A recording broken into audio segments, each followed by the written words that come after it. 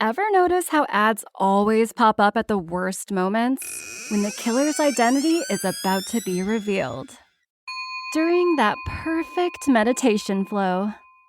On Amazon Music, we believe in keeping you in the moment. That's why we've got millions of ad-free podcast episodes, so you can stay completely immersed in every story, every reveal, every breath.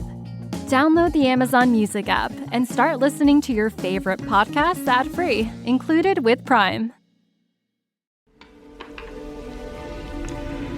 Oh, Agent Starling, you think you can dissect me with this blunt little tool?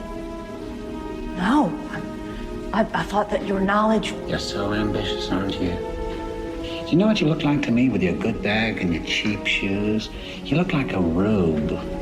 A well-scrubbed, hustling rube with a little taste. Good nutrition's given you some length of bone, but you're not more than one generation from poor white trash, are you, Agent Starling?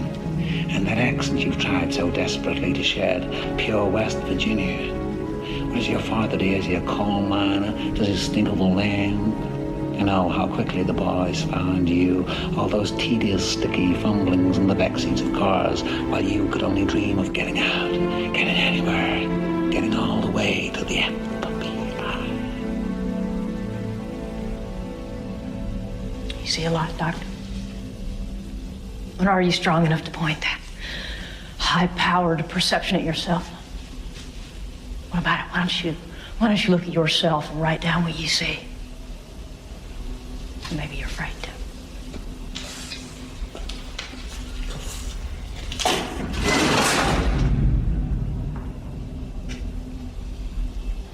A census taker once tried to test me. I ate his liver with some fava beans and a nice Chianti.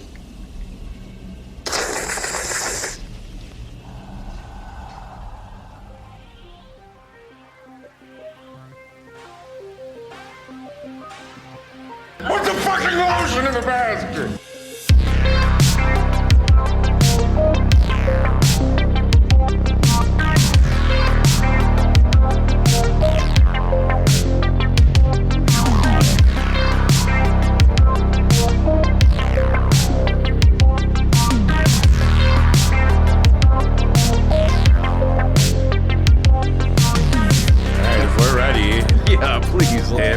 Episode 20, Savage Horror Creeps, the horror of 1991 special Halloween episode.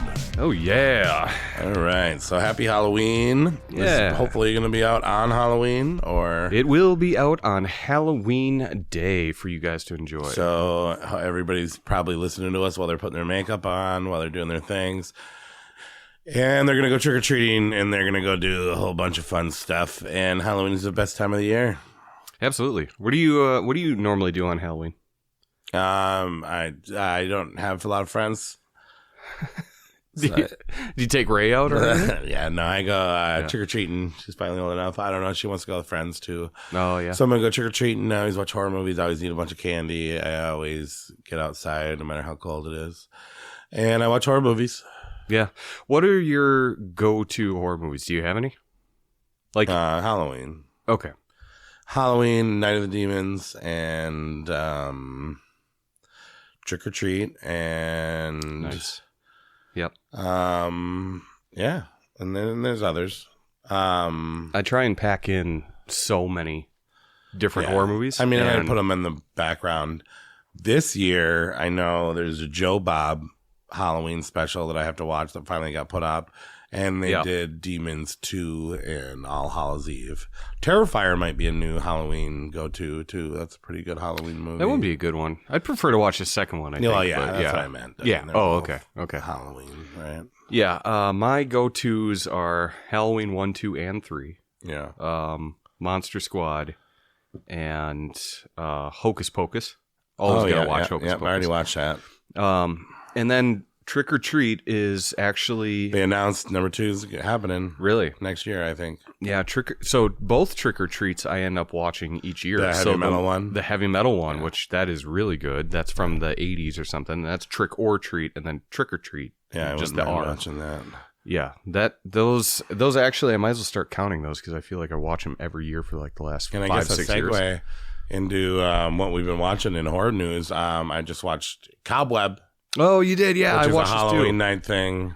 Yep. Which it doesn't really matter that it's Halloween, I don't think. No, but it's got a good Halloween a lot feel. of pumpkins. All the pumpkins in the... But why did they have all the pumpkins? They were just pumpkin farmers? I don't and really they get hated that. Halloween? Yeah, I don't get that either. Or it helps the dead bodies to decompose or something. Yeah, we didn't do what we were watching last episode because it was jammed packed. Yeah, we talked a little bit about Exorcist at the end. Mm-hmm. Did you soak it in yet? Do you like it now? What, Cobweb? It's Exorcist. Oh, well, why don't we finish up Cobweb before we go to Okay. The Exorcist? Because I don't want to rant some more. Right. with I thought Cobweb was awesome. I really didn't- thought like you were either going to go either way on Right. that one. Right. But yeah, you like I it. went the right way, but Awesome. it's good. I think it's sitting pretty at my number 4 of the year. Nice. Yeah, I think that movie is actually going to make my top 10 too. Yeah. I don't know where. There's some good movies coming out very soon that I'm excited Like what? about. Thanksgiving? Thanksgiving would be one. Yeah, I'm excited Nice. about that one. the other one? When Evil Lurks or something like that. It's from the same guy that did Terrified, the Spanish filmmaker. And that one's dropping on the 27th on Shudder, and that is supposed to be fucking freaky as hell and dark. So I'm excited about that one. But Cobweb actually took me by surprise. I came in with low expectations. I heard kind of mixed reviews on it. It had an awesome Halloween vibe. I mean, it didn't need to take place, I agree with you, but it did. Yeah. There were masks. There was a creepy old house. There was a giant pumpkin patch in the backyard.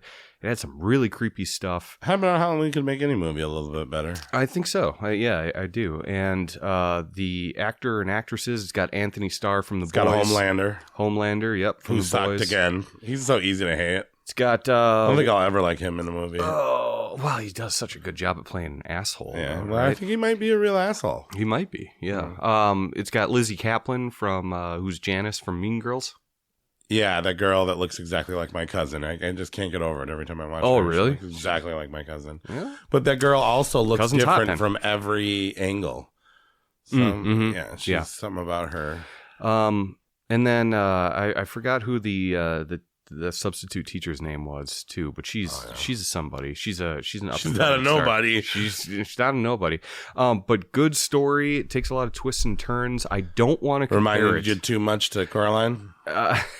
Yeah, not Coraline, but it did remind me of another one. Which one? I don't want to say it because I think it might influence what people think is going to happen in it.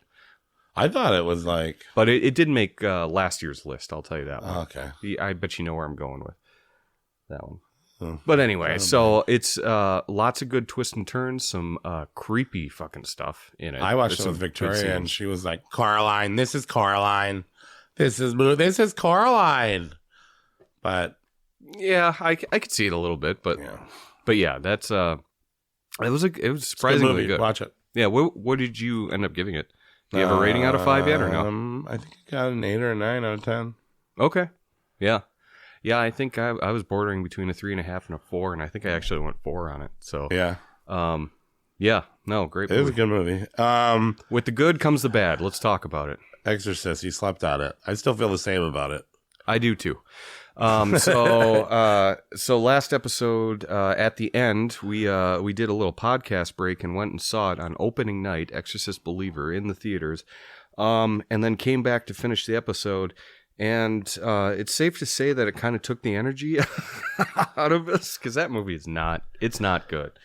I'm sorry. It's really. I mean, it's not good. No, I mean, it's not nothing to be impressed about. But it's you were much higher on it than I was. I mean, Cobweb's my number 4 with a So far, a 4 out of 5, but it's a heavy 4 out of 5 stars. And Exorcist, I have sitting at a whopping number 10 of the year. So you haven't all watched the a lot movies of were movies over, so it far would've this made- year. Yeah, 19 out of a list of 19. It was number 10, Wow. Okay. just above Megan. Oh, and I didn't really like Megan, and I still think Megan was better than this. Actually, Okay. yeah. So if that gives you any indication, the problem is, and we said we'd go into it a little bit more for the listeners last episode. The The problem is that I really enjoyed the first half. You didn't, right? Yeah, I kind of thought the second half. You thought it was better than boring? the first. Well, the problem is that the first half is like actually methodically placed. It's more story. It's Feels more character serious, driven. There's some mystery because the whole but a little boring. Yeah, it is slower for an Exorcist film. You don't Can we get just much get creepy stuff. Some teen girls puking on themselves or not? Well, and even the original Exorcist in 73 got really like some creepy shit happening throughout, whereas this is more story driven for 45 minutes. But I remember thinking in the theater, why is everyone ragging on this movie? Because I think it's like a really good setup. Leslie Odom, the father, was great. All the actors did fine. And then all of a sudden, the direction that was the problem. Yes, 100%. And David Gordon Green directing this again. We all know his problems. You may like it. A lot of people hate it. The Halloween trilogy that came out starting in 2018. But this one, when they bring back the legacy characters from the first film, that's where I started having the problems immediately. Yeah, because you have 45 minutes. It's only 100 minutes long or so. It's not even 2 hours. Yeah. 45 minutes of methodical paced storyline where not much happens. I agree with you on that. The next 45 minutes, you get 3 movies in one. You get them going to the insane asylum. You get them going through the exorcism. You get and all the banding together, and it just and then you get the legacy character storylines. Just as soon as they come, they go. I mean, it's just so obvious that it's for money. And totally, set up for the end. Totally was. It was by somebody that didn't respect the franchise, and once again, there's more commentary that doesn't even Kenny make sense. Powers keeps on giving this jackass money. Stop giving this jackass money. Quit buying him properties. Was Danny McBride even involved with this one? Yeah, because he was one of the main producers. Okay, the same as on Halloween. He's the one giving David Gordon Green all those jobs. Look, I love David Gordon Green's Halloween from 2018. I didn't mind kills, and I thought I appreciated, I didn't like, but I thought I appreciated Halloween Ends until I've been thinking about it more and more over the last year since I saw it. And now the movie actually pisses me off. Oh, it pisses me off. And it pisses off a lot of people. And now after seeing The Exorcist, I don't want David Gordon Green to do another horror movie. Not anymore. I can do an original one. As far as I'm concerned. Okay, so do an original one. He just needs to leave other ones alone. He's a great indie director, so go make an indie horror. Yeah. That's got nothing to do with any other franchise. Yeah, fuck it up all you want. But he has ideas, he has messages he tries to get across. This one it's kind of like almost an anti-religion type thing. Yeah. Where it's not just like only the Catholic religion can defeat the devil. It's all shapes and sizes. Really what defeats the devil is unity and strength, togetherness, and all this other like flowery shit. But that message is just driven in with a fucking jackhammer, and it doesn't make any sense in that last half. It's like the pedal goes to the floor about midway point through the movie, and it fast forwards to the end, and by the time you get to the actual exorcism, it's very quick. It's not that cool. And who gives a fuck at that point? Yeah. I didn't. Yeah. I didn't at all. And we're going to stop talking about it. Yeah. Fuck them. Fuck them. Yeah, the worst thing Day we after do is that, keep talking. I watched Pet Sematary Bloodlines. Also a stinker. Yeah, it's not great. I didn't... like, who really wanted to hear that story? Yeah, it didn't... I did put it under Exorcist. You did? Yeah. I thought it was I think I bit will worse. too. I think I will too, because it wasn't that great. But also, I didn't expect much out of it to begin with. I really, where The Exorcist believer, I fucking hoped. Right, but that then it it would be straight to Paramount prequel Pet Sematary. Yeah, I didn't have much hope, so I wasn't that hype. big of a disappointment. It's cool to see Judd as a tough kid getting some poon, but and the dog scene was kind of cool, whatever. But you know what I mean? Pet Sematary. Yeah, it's a pretty. I don't know. It's your typical B horror movie. It didn't What need about to be Pet Sematary. Totally Killer? I watched that. I watched it too. What did you think? I thought it was awesome. I thought it was okay. It reminded me too much of movies that have come out recently. Yeah. Like The Final Girls, in particular. Okay. Have you watched that one? Yeah, I have that one. And I think that that's a better movie. I would say more like it kind of had my best friend's exorcism vibes. Yeah. Kind of had like Happy Death Day vibes. Yep. For sure. And it was trying to do the 80s thing, which I love the 80s thing, but yeah. I do The too. Mask was kind of and then the whole rip-off prom night thing. But I thought it was good. I got it at my number 9. Okay. Of the year, just above Exorcist. There's still a lot of movies to see, though. Still a lot of movies. Still a lot of movies. I got one that, well... I got another one yet, too. Okay, let me take this one, then. I watched Dark Harvest. Okay, yeah. I heard that's good. It was surprisingly good for a movie that came out of nowhere. Well, no, it was supposed to come out last Halloween, and I was really? really pumped for it. And then it just straight up didn't come out last Halloween. Oh. Because it wasn't ready or whatever. And then I seen it this year, and I was kind of over waiting for it. So I actually am taking my time to not pay for it. Okay. Yeah, well, I did, and I'm not bummed out about the money I spent renting that movie. So the Dark Harvest is about... Oh, you're one of those renters? Couldn't buy the film? I didn't... First of all, it came out of nowhere. It was like not on my radar. I knew about it. Well, like I said, I was waiting for it last year. Yeah, and I never heard about anything about it. It was Guillermo del Toro was supposed to be involved with it originally. Okay. And then he dropped off, and I think that they had to take more time or something. I don't know. Well, it had a competent director in David Slade, and I like some of his previous stuff that he's done. And so it sounded cool, and I heard a lot of buzz, on the social medias about it. I'm like, I'm going to check this out. And the one thing that I heard the most was it's a very Halloween-centric movie. It takes place on Halloween. It's full of Halloween shit. So I'm like, I'm going to like it just for that. Is that true? It does. Yep. Yep. And so, but what I got was way better. It's about this, it's once a year, there's this monster that rises up, kind of like a Pumpkinhead style monster. I was just going to say Pumpkinhead. Yeah, and it's called Sawtooth Jack, and the teenagers of the town need to rise up and hunt it down and kill it. Yeah. Is it a book? I thought it was. Yeah. Oh, it might be. I don't know. But so the teenagers have to rise up and kill it, and then the one that does kill it gets basically set up for the rest of his life. And so he gets a bunch of money. No. He gets money, he gets a car, he gets to leave the town, and then the rest of the townspeople get good crops. So it's kind of got that Children of the Corn style vibe to it too. But then they get good crops and they're all good. And then same shit happens again next year. The family of the kid also gets set up with a bunch of cool shit too. So, I mean, like there's incentive to let your teenage son go after him. And it's always teenage boys that go after it. I love teenage boys. I'm going to leave that in. Don't think I'm editing that out. In fact, I'm going to... I'd stand behind it. I love teenage boys. I'm going to amplify that. I love teenage boys. You're going to be screaming that. But no, it's way more... It's a way better story than I thought we were going to get. The Sawtooth Jack monster looks fucking cool. There's some really good kills in it.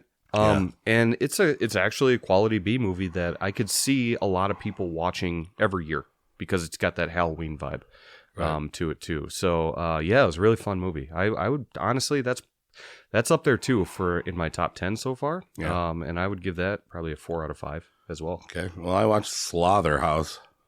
Okay, I got to hear this. Slaughterhouse is about a fraternity, or not a fraternity, a sorority of girls, and they're all awful. And they're throughout the whole movie, all of them are trying to get likes, and you can see their likes. And like when they introduce a character, they show how many followers they have. Okay. But I saw some good reviews on this. I saw some awful reviews too, but I saw some good reviews that were like, dude, if you don't take shit seriously, this movie's so amazing. I've heard enough of that to make me curious about it. And then I saw that it was PG-13 and Ray loves cutesy things, right? So I'm like, hey, we got to watch this movie. It is a killer sloth. A girl gets a pet for her sorority as she's running for president to beat that mean girl. And she brings this crazy sloth in there. And somebody gets bribed to throw it away, pretty much. Just throw it out in the woods and hopefully it dies. And it doesn't. Sloth. It doesn't die in the woods. Yeah. Well, and there's an opening scene where, like, the sloth's in a tree, and then a huge, like, fucking Lake Placid alligator bites it, and you're like, oh, that sloth died pretty quick. But then holy shit, you see that the sloth clawed its way out of the huge crocodile stomach, and you're like, oh, this is not your average sloth. It's cute. It looks really fake. And this sloth pretty much kills every girl in the fucking sorority. And it sucks. So it does suck. It's not sucks. fun. I mean, yeah, it's not. They were right when they said don't take this movie seriously, because if you take it seriously at all, oh my god, it's gonna suck even more. Well, you should know that going into a movie about a no, killer it sloth. was the social media thing to it that made it really bad. Oh, the characters were bad. The acting was bad. The sloth just didn't look real enough. It was pretty hard to get through. Have you ever seen a? But what a cool idea! I love it. You know, you do fuck cocaine bear. Now you got fucking slaughterhouse. Yeah, Zombievers, things like that. Yeah. Have you ever seen the movie Girl House? I don't think so. No. Oh, you'd like it. It is about. You were just talking about the social media. So this is an older movie. It came out probably 4 or 5 years ago now. But basically, it's one of those webcam girl houses where they're all doing shit for webcams, and so it's all like sexy women taking off their clothes and dildoing themselves and stuff like that. This a bunch of times. Yeah, right. Yeah, sure. But yeah. So anyway, it's not as gratuitous as it sounds. But yeah, it's a bunch of webcam girls. They all live in this house together. And this serial killer who gets slighted by one of them online, he's like kind of a fucked up guy, he like tracks their IP, goes to the house where they're at, and he's fucking brutal, and he's super creepy. He wears a mask that's super fucking creepy, and he's a weird dude, and it feels very real, and it's just a great slasher that's actually It's kind of funny you said that, because I also watched Alone at Night. Alone at Night. I don't know which one that is. It's the Pamela Anderson, Paris Hilton one that we talked about in the first episode that we were all excited for. Came out in January, like whatever. Okay. And when I was watching Hulu horror movies, it kind of popped up and I kind of caught my eye. And that's just, it's called Alone at Night. Yeah. And the girl's never alone in the whole entire movie. Sure. Pamela Anderson is funny. Paris Hilton is awful. Really? Ashley Benson from Spring Breakers and one of the vampire TV shows. She's in it. She's just a cam girl. And then, and then all these people are visiting her in the middle of fucking nowhere constantly. Her doorbell's constantly ringing. And, the movie sucks. Okay. But I watched it. Okay. And I put it above Slaughterhouse.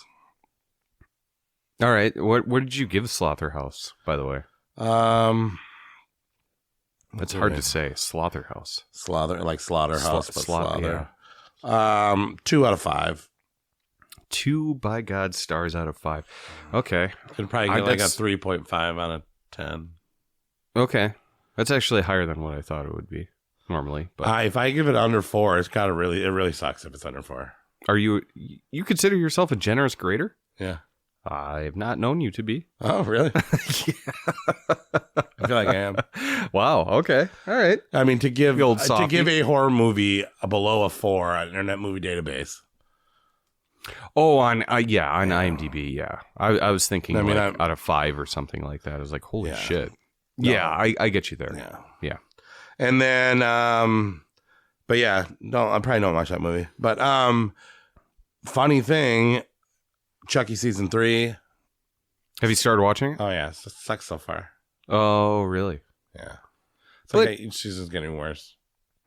Yeah, I think the first one was the best. Second one was not bad. It had some fun stuff to it, but so I heard a vicious rumor that this one takes place in the White House. Yeah. No shit. Chucky goes to the White House. Yeah. I gotta watch it for that. Fucking Devon Sawa is the president.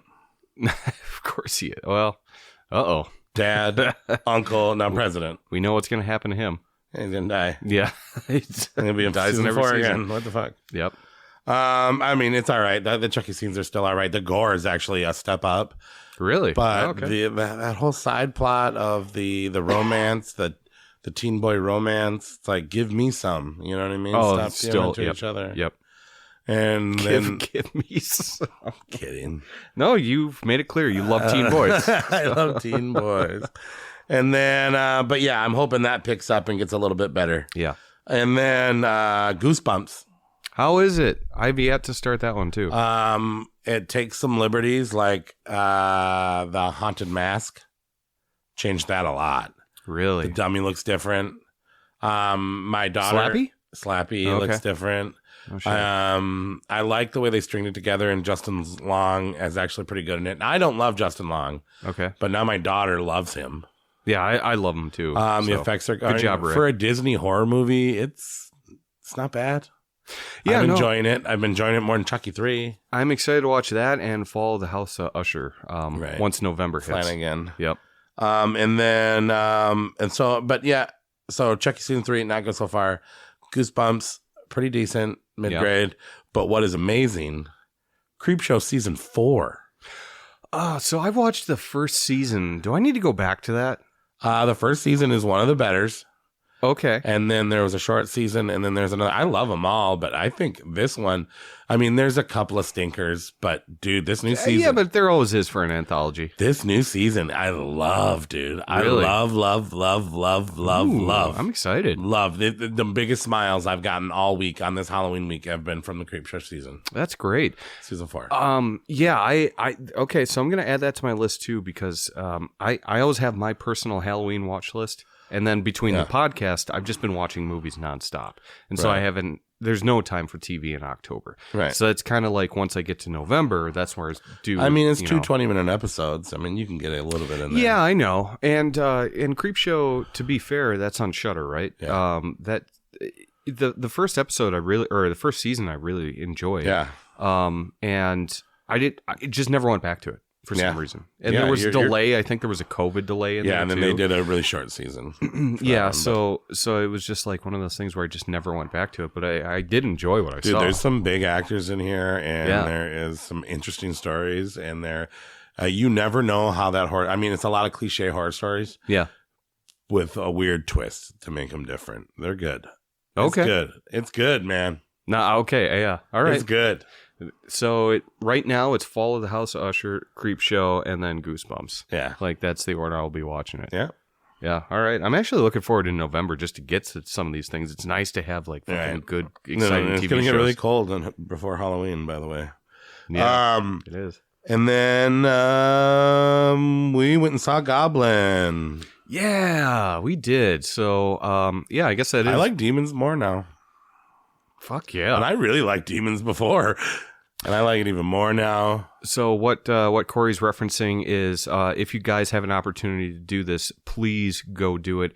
Claudio Simonetti, who is the main performer. Old keyboardist from Goblin. But I mean, he is the essence of Goblin. I believe the songwriter and the main original member of the band. Of the band, which is... Now he's got a new band with some younger, but still very talented people. Very, very talented. Who did you like best, the bass player, the drummer, or the guitar player? Drummer.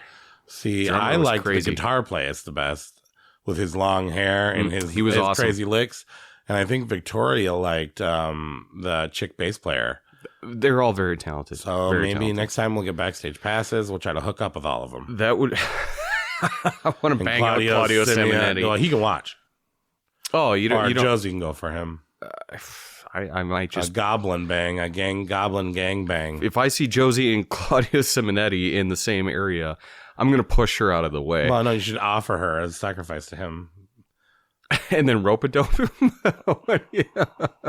Then I push her out of the way, and I just back up into it. Anyway, So for people that don't know, Goblin. They did some of the most iconic scores of the 70s and 80s. Movies. Suspiria, Dawn of the Dead. Tenebrae. Deep Red, and then he did stuff for George A. Romero. Yep. And then... So many different 70s and 80s horror, but they're essentially an Italian prog rock band. Well, they went on tour again, and now this time... This is the second year that they've came to Minnesota in a row. They did Suspiria last year. They did...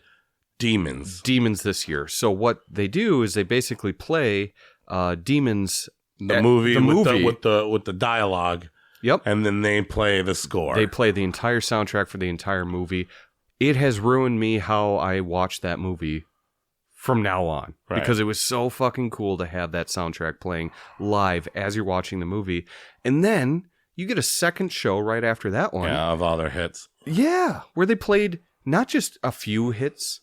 They did 14 songs. Right, about an hour's worth of music. After they just played a 90-minute movie. Right. And they did anything from the Suspiria soundtrack. And they made a version of Halloween. They did a version of Exorcist. Tubular Bells for Exorcist. They did the opera. They did the Dawn of the Dead. Yep. They didn't do Tenebrae. They didn't do that, unfortunately. But it was so fucking good. And these are musicians that are supremely talented. You go to the band, but this is just music. There's no singing, nothing like that, right? You're just watching people play instruments. These guys are so fucking good at it that they just blow you away. I mean, their guitarist is insane. The solos that he does for that. The drummer is just on point with everything. His drum fills are so fucking good. The bassist, great. She did a great job. There's some really cool groovy bass lines in his music, especially from the 70s.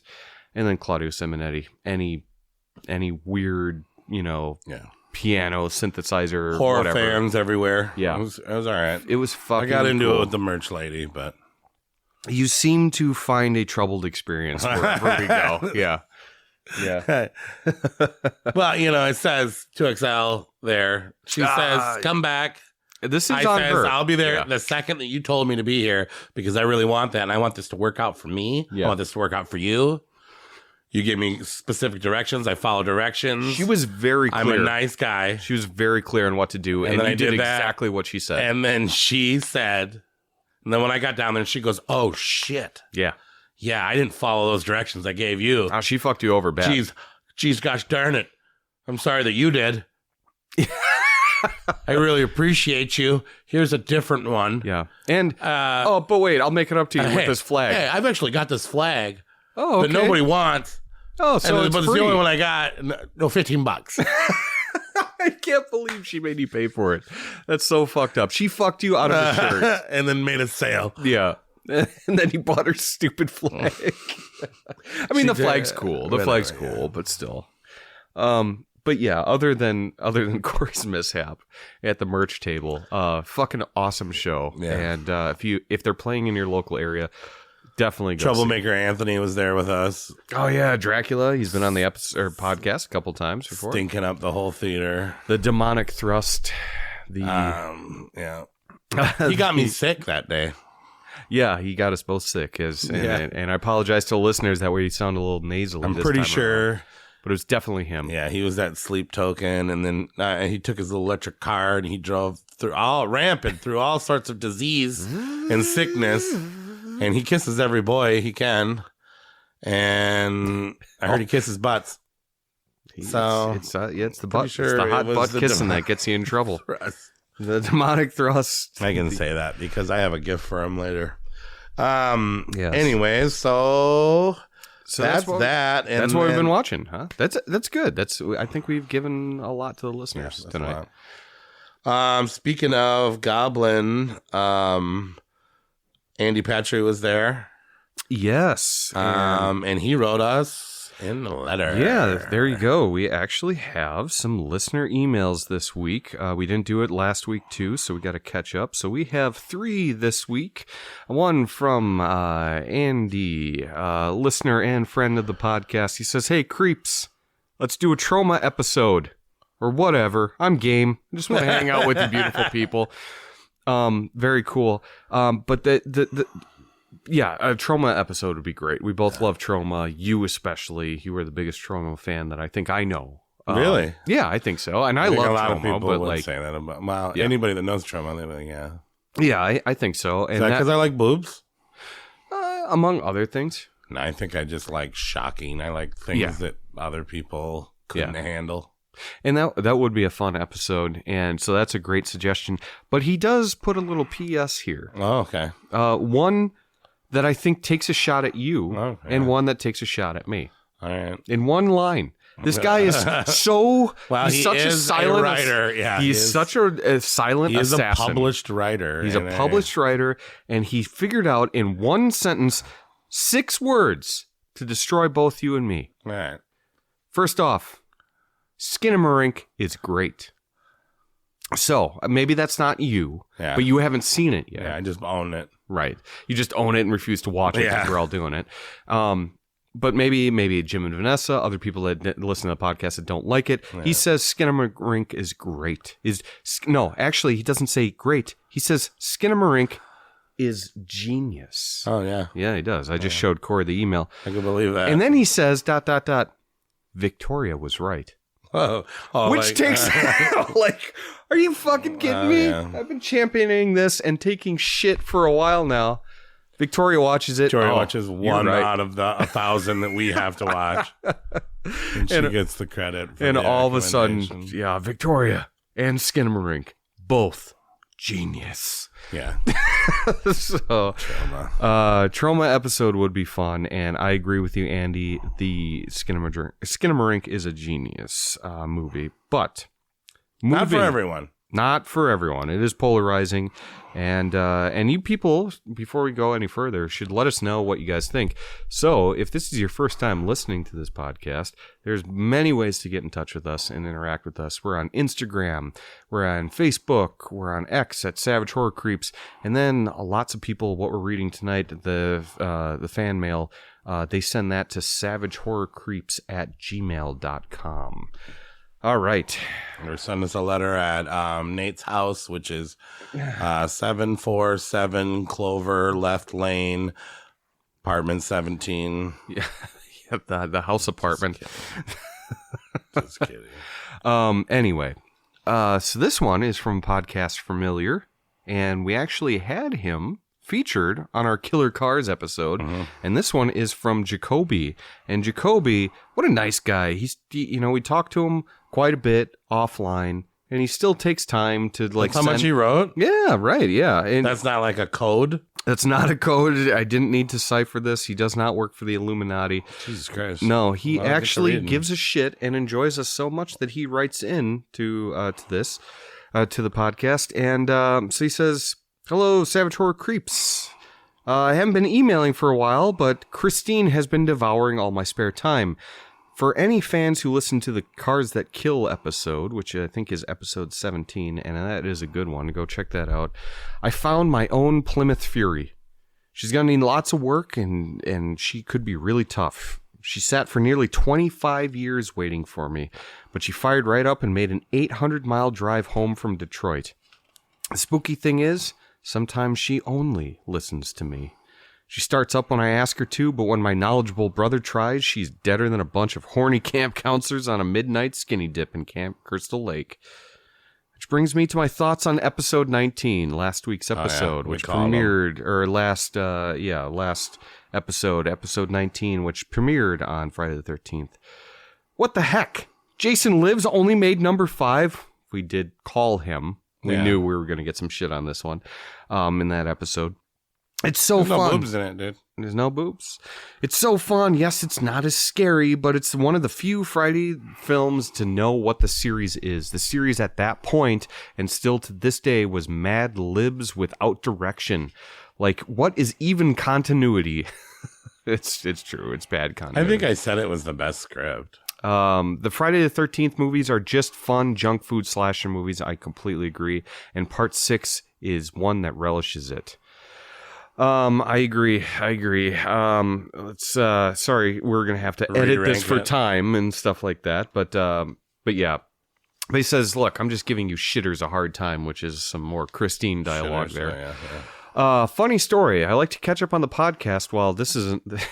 He's actually told me this before. So, funny story. I like to catch up on the podcast while working alone at my job because I work in a place with machines. I can't listen via earbuds for safety purposes. So I blast the pod in solitude. But it just so happens by sheer coincidence that whenever a not safe for work topic comes up, like boob rankings or sex scenes, etc., which he's told me that we were talking about anal sex once when his boss walked in. My boss walks in like it's clockwork. He doesn't walk in any other time. Not during a review, nothing. Just during the most out of context, awkward times. I'm convinced that if I were trapped on a desert island or lost in the wilderness, all I would have to do is blast the podcast and he would walk out of the bushes and look at me like I'm weird. I love it. Well, just tell me that you're weird friends. Yeah, we have weird friends that talk about weird friends. I have to listen. We rank boobs and anal sex, and Corey likes boys. I've never ranked anal sex. Well, all right. Well, just stay tuned for a Christmas episode. We'll be stuffing stockings with that anal ranking. Anyway, podcast topic. It might be all over the place, but do a top 10 best soundtracks list. Some movies with the best soundtracks. I'm talking about movies with best tunes. My number one would be Trick or Treat from 1986. Yeah, it's great. It is great. That's one I watch every year, like we just talked about. Fast Way kills it. 1986, right? 1986. Yep. You were born. That is. Yep. So movies that have the best compositions, like the theme from Halloween, blah blah blah. So that would be awesome. And then finally he says, Halloween is coming up. I hope everyone is having a great time, but beware, we are all in for at least one good scare. What are some yearly traditions that everyone has to do? Goosebumps line? Beware, you're in for a scare. At least one good scare. Yeah. What are some yearly traditions that everyone has to do in October? I myself attend at least one good haunt. Me and Corey have attended at least 3 together. Yeah. Soon to be 3, right? If not 3. I think you beat me. You got me on one more. We've been doing it for about 5 weeks, but find as many occasions as possible to throw on a costume. I feel like everyone has at least one good horror movie they have to watch. His are Halloween 1 and 2 back to back, and then Trick or Treat. Yeah. So some of our favorites too. Happy Halloween, creeps. At any rate, Christine needs me, and I've got to get back to her. Stay well, shitters. Long live the podcast. Oh. Awesome. Well, awesome. I do a photo shoot with my daughter. Every Halloween? Fill up. Is that the one where you were on the stairs? Yeah. Yeah, okay. That's really cool looking. We did another one yesterday with the amazing Trinity White. He does all of our pictures for my events and my music, and he does that for me. I started when she was young. I used to take her to Sharp, and she'd get her portrait with her Halloween costume on, and then now me and Trent go out there. It rained out our photo shoot, but hopefully we'll get some cool stuff. And then I always throw a party at a bar. I remember I used to have them. It used to be Fathom's Halloween Party Part 1, Part 2, Part 3, but I gave up that. I usually just do it wherever I work. This year we're doing it at the Red Mixer. It's too late if you're hearing this now, but it really is. It happened. And it was fucking fun. Yeah. Savage Horror Creeps are and we're actually going to be there doing some games and having some fun. So I do that. I always fill up a jack-o'-lantern, huge jack-o'-lantern pail with candy. And I only eat the Snickers. Everything else is for everybody else. I trick or treat. Nice. I usually I search up tentacle porn the night before. Tentai. Just kidding. I watch a bunch of movies. I decorate my house. I always go for a late night walk. I smoke marijuana, and we share a lot of the same things. Yeah. We really try and hit every weekend. We try and hit as many haunts as possible. Yeah. I don't care. I'll be 70 years old. I like to support every Halloween still event, going. but there's so many. This year they actually oversaturated the city that we live in, and it made it almost impossible. Yeah, we're also very busy people lately, and with podcasts and everything like that. Yeah, well, I mean, you got that going for us, but yeah. So we try and do as many haunts. Decoration the same. We already talked about the horror movies. Your favorite candy, your Halloween candy, is what? Snickers, I take it then? Yeah, since I always you ate get all the green Snickers? Snickers. They got these little. I always get the green Twix and the green Snickers, and I really like the Reese's peanut butter pumpkins. Oh yeah, those are my favorite. But don't get the green Kit Kats. They have a weird flavor in them, and they're disgusting. I fall for it every year thinking it's going to be a normal Kit Kat. It's not a normal. The Witch's Brew Kit Kats. Yeah, I never had them though. There's a flavor in there. Yuck. Top 3 candies would be the Halloween pumpkins. Yeah, for sure. For Reese's, the Tombstone wrapper cookies and cream Hershey's. Yeah, those are good. And then me and my old balls just love dots. Just like your dad used to. Your balls have dots on them? No, my balls don't have dots. Oh, I just said my old balls. My old balls. I feel like dots. And I'm talking about those gummy things. You know what I'm talking about? Like they're green and red. The ones you can't chew and you never know how old they are because they're so hard anyway. No, they're not hard. They're soft. I got but they get stuck in your teeth. Are we talking about your balls or dots? Well, my balls are hard. Yeah. They're calloused over. What's that? For years of affection. But yeah, dots. Mine is Snickers, Halloween pumpkins, and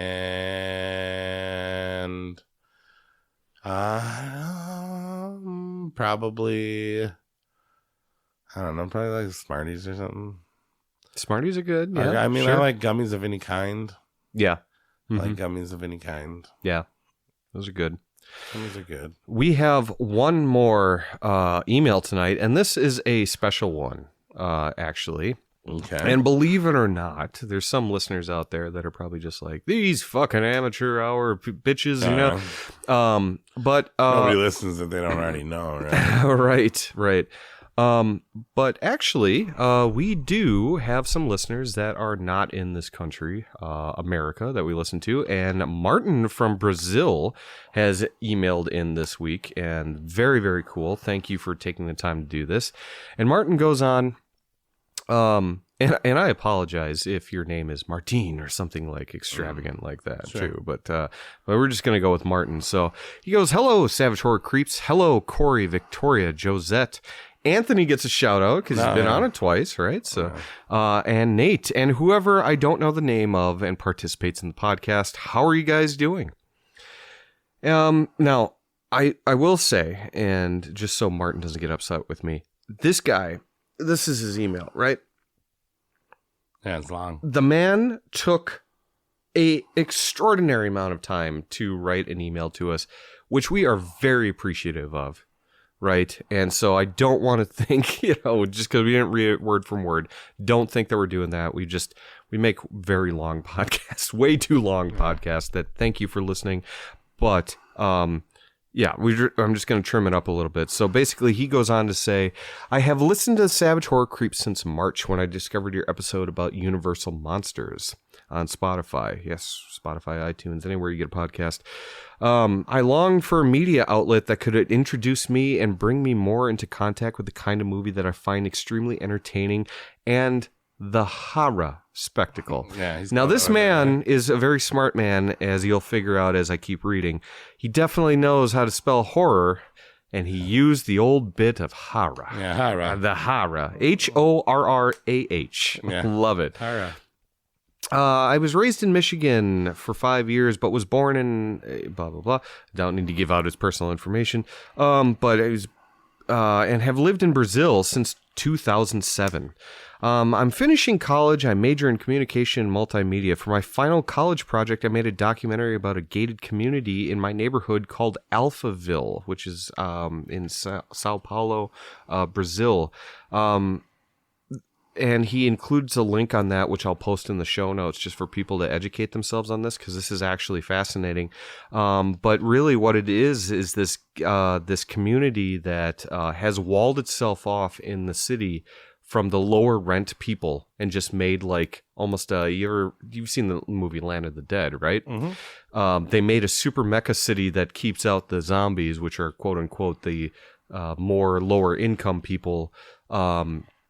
And then it's just a Richvilles type of thing. He said the walls are used to control our quote-unquote safety and to control and manipulate the poor workers that come to mansions to work 12-hour shifts. About 30% of the population of Alphaville is extremely dependent on their house workers to do anything, from washing their clothes, cleaning their pool, and nurturing their child. Many people here don't even know how to make dinner because of this dependency, and I'm not exaggerating. The privileged white children don't make their own bed, never wash dishes, and have never used a blender or an oven.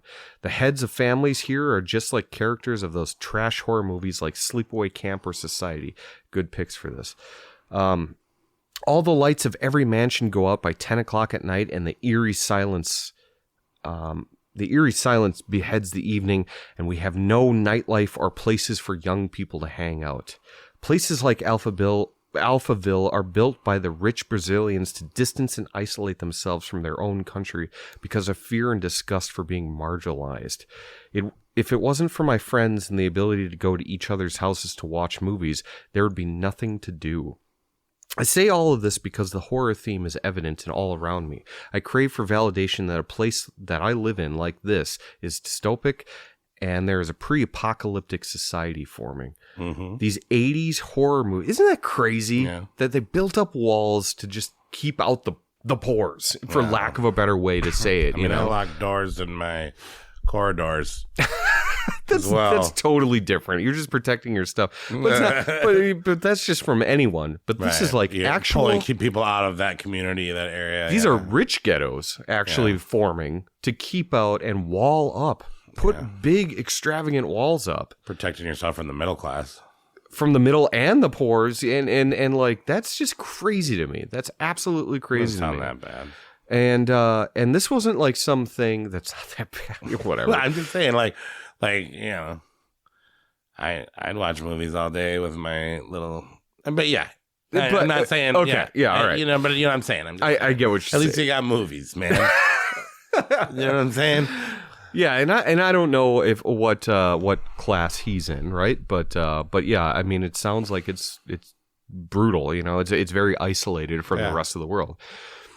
Those 80s horror movies give me just that, validation of my surroundings. Horror movies also take me back to a feeling of being a child or an adolescent, that overwhelming sensation of not knowing the world and people around you, and low-key fear of the unknown. Thanks to you guys, I've watched and devoured many movies, and the ones that will be my forever favorites are Abbott and Costello. Okay. Return of the Living Dead. He gave it 10 out of 10. Yeah, he so says, good. How did it not make first? Well, they're in no particular order. In fact, Abbott and Costello got an 8 out of 10. I'm just trying to like speed things along because he goes into each one of the movies. But Return of the Living Dead, he says, I think it's even better than Night, and which is, wow, that's tough. That's my opinion too. Being entertaining and having that punk metal suave, it's one of those movies that feel like a play or an opera. Yeah. So I couldn't agree more. Loved Frankenhooker, which is one of ours. Yeah, watched this with my friends, and it was a blast. 8 out of 10. Sleepaway Camp. What the fuck was that ending? Better than Michael Jackson's Thriller music video ending. I was not expecting it. I thought that the kids from the accident in the beginning survived and then went to the camp to avenge their father, but my theory was wrong, and boy, oh boy, was I wrong. He gives that a 10 out of 10. One of the best stories I've ever watched in my life. So Sleepaway Camp connected with him. Killer Clowns from Outer Space he loved. Tucker and Dale versus Evil. All these movies we've been talking about, right? It's just great. And the music theme from Killer Clowns and Friday the 13th Part 5 and Return of the Living Dead and Sleepaway Camp are forever stuck in my head since watching and hearing them. I'd like to thank all of you for providing me with great movies, with escapism, and helping me find my niche. I think it'd be interesting if you guys made a short video during the podcast. So he wants to see our faces. He wants to see my pretty face. Well, yours especially, yeah, and see what kind of a tight butt you have. But he would say, I'm not going to show my butt. Well, no, we'll talk about it off here. I will. A short video during the podcast or behind the scenes or some pictures or something like that showing our faces and voices and posted on Instagram. You know, just so we can hear and connect even further. I hope this email can show how appreciative I am of all your work. Thank you, Savage Horror Creeps, and thank you for the podcast you have created. He also kind of goes on a little bit just about himself, but very, very cool guy. He's made a documentary on Alphaville on YouTube, which I'll post that link in the show notes. And then he also does some art to express his horror mystery and things like that. And that is, if you want to see more of that, you can check that out on Instagram at 10 TENDADO Martin. So 10 Dado Martin at Instagram. So yeah, I think I know who he is because I run the Instagram. So he's been like, he said that he did talk to you. That was some of the and inside then he was the baseball one that what was the movie Angel Heart, right? Or am I mixing that up with a different guy? No, might have been something else, but might have been a different guy that's reached out to us. But yeah, so he did say that he did connect with you. I kind of cut that out just for the time of it. But hey, you know what? Super cool that you're kind of stuck in a shitty situation and feeling a little lonely and tuned into our podcast. And that's one of the greatest things about horror, right? Is that we're all part of this horror community, and a lot of us have been these fringe outsiders for a long time and have loved taboo things and whatnot. And that's one thing that we've always said about the horror community is that they're very nice, accepting people. And I think it's because we enjoy that fringe. We love that taboo stuff that a lot of people just simply don't understand or are unwilling to, is what I'm trying to say. So it's very cool that, that we're able to put out something and connect, with you on that level too. And we hope that more and more people are able to experience that. And then let's let's keep talking. Like Look I what said, I got on the back of my yes, yeah, you Emily gave us a sticker with the Friday the 13th Halloween thing. That's right, Emily. Friday the 13th, mark your calendars, October 31st. A listener, Emily, that we're actually dedicating the next episode to. Yep, reached out to us. I got your sticker right here. She had some hard times befall her with an unfortunate medical incident. And during her rehabilitation, she's been listening to us too, and she made some stickers, which is so lovely. And the stickers were very, very cool looking. Sorry. They got Michael Myers. They got Jason Voorhees on them. They're Friday the 13th Halloween themed stickers. They are so cool. And just so you know, Emily, they have made the official notebook, the brain trust of Savage Horror Creeps, Corey's stuff. Yeah. And it looks fucking great. And thanks to everyone that emails in on every episode. We really appreciate it, and hopefully we can continue to do that. So again, Facebook, Twitter, or X now, Instagram especially, reach out to us on there. And then if you want to email the podcast, at savagehorrorcreeps@gmail.com. Thank you all. And Martin, good to hear from you. Yeah. Awesome. Stay tuned, buddy. Thank you. All right. Should we get into it tonight, Corey? Let's do that. Wait. Yeah, 1991. What? There's someone at the door. I bet it's trick-or-treater. Oh, it's probably trick-or-treaters. It's Halloween, right? Let's not give them a treat. You know, the thing about Halloween is people always do treats. Let's trick them. But what am I going to do with all this candy? I'm going to go after the trick. All right, fine. All right. And then I'll go around the back and I'll scare them. You got it? You answer the door. Yeah. Okay. All right. Here we go. Trick or treat. Oh my God! It's Victoria. Victoria, happy Halloween, Happy Victoria. Halloween, assholes. Scare me. Hey, welcome. Showing up a little late to the party, but You're we're glad that I'm you're here for candy. Well, there you go. You got an entire bowl in front of you. Thank you. Full of dots. Oh my God. I'm going to the next house. I knew that. See, that's why I made the old balls comment. Yeah, it's just such an old person candy. So, anyway, yeah. Well, now that Victoria's here, why don't you take a seat, join us for the podcast, eat some candy, and we'll get into tonight's main topic, which is the horror of 1991. Corey, before we do this, and for first-time listeners, we always do, where were we in 1991, or the year that we were doing this? So some major highlights is in 1991, we are in the middle of Operation Desert Shield with Iraq and things like that.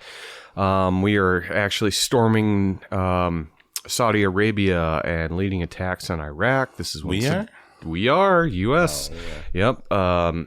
And not you and me, but the U.S., yes. Oh. They're bringing it to Saddam Hussein, if anyone remembers him, with George H.W. Bush in the office still. Then we have, this is actually the year of Jeffrey Dahmer, where Jeffrey Dahmer gets arrested on July 26th of this year with the remains of 11 men and boys found in his Milwaukee, Wisconsin apartment. Boys? Teenage boys, you love them. He's got them. So, what else we got? What else we got in, we have so many. We have 70 tornadoes this year. So the environmental thing is going to hell, right? Kills 17 people in the United States with our 70 tornadoes breaking out. Mike Tyson, instead of punching people, he's getting arrested and charged with raping people, which we've talked about offline. Is kind of his thing, and everyone just knows Mike Tyson nowadays. He's a monster. He's a monster. You don't know you got a relationship with a monster. He might do monstrous things. You know what I mean? Mike Tyson. You shouldn't be hanging around with Mike Tyson if you don't want something monstrous to happen to you. Which is the only reason why I'm bringing him up, is so you could do your Mike Tyson impression. Mr. Joe Rogan. I have to smoke weed all day and night, otherwise I become a monster. The term "going postal" comes out this year when Joseph Harris kills his former girlfriend and her fiance and two former co-workers at a post office in Ridgewood, New Jersey. where we coined the term going postal for that. Freddie Mercury, the lead singer of Queen, comes out, says that he's stricken with AIDS, and then the next day dies of complications from it. So, very shocking. Rodney King, the police brutality captured on film that started all the LA riots in 1991, came out this year. A lot of real horror. A lot of real horror in the world coming. The pop culture events, popular films other than the ones we're going to be talking about tonight. Terminator 2 and Robin Hood, Prince of Thieves. Addams Family came out. Bill and Ted's Bogus Journey. Backdraft, Thelma and Louise. Then Nothing But Trouble. Chevy Chase. Yes, Nothing But Trouble. Yep. Almost a horror movie. Not a horror movie, though. The famous musicians at that time, especially, and unfortunately, in my opinion, is Pearl Jam. I don't like Pearl Jam. I'm sorry. Get out of here. I don't like them. Jeremy. No, here. Welcome, my baby. Nirvana. Good mumble singer. Yeah, he was. Eddie Vedder's still going. Unfortunately. The release of Nirvana's Nevermind came out this year, too, which was an iconic work. But When it came out, it wasn't for Pearl Jam, though. Boys to Men, YouTube, Cher, all of them were topping the charts back then. So in 1991. So now that we have a good feel for it, let's get into the horror movies of 1991. Honorable mentions. We have a... What? We have a question from our podcast From a producer, ghost. Josie over there. Not a question. The ghost of Josie, You our weren't podcast here. producer. One that specifically said she wasn't here. Let Yes. her speak. You forgot the most important thing of all of 1991. Your birthday? Yeah. Oh, my That's God. only about a half hour away from The ghost Jeffrey of Josie Dahmer. rises again to Josie's tell not us she here, was but- born once, and then says, peace. Okay. Jesus. Happy birthday, Josie. All right, well, let's get into it tonight. Let's start with, you guys know how this works. We submit our top 10s to each other, and Corey's famous by now algorithm goes and populates and gives a point system to all of our rankings, and then we come up with a Savage 10, a definitive list of the year. So we always start with some honorable mentions that are really our 11 through 13 picks, but also some movies that maybe get some special love that don't think are quite worthy of a top 10, right? And I think that that's kind of where we're at with I'm not going to call Jacoby this time, because last time I called him and then we got that nasty letter. You did get a nasty letter from it, and that's what happens when you put your opinion out in the world with Skinamarink, which you also missed that earlier when you were out trick-or-treating at other houses, but you were called a genius for loving Skinamarink. Anyway. Who could it have been? Yeah, who could have been? You'll just have to listen like everyone else, but yeah.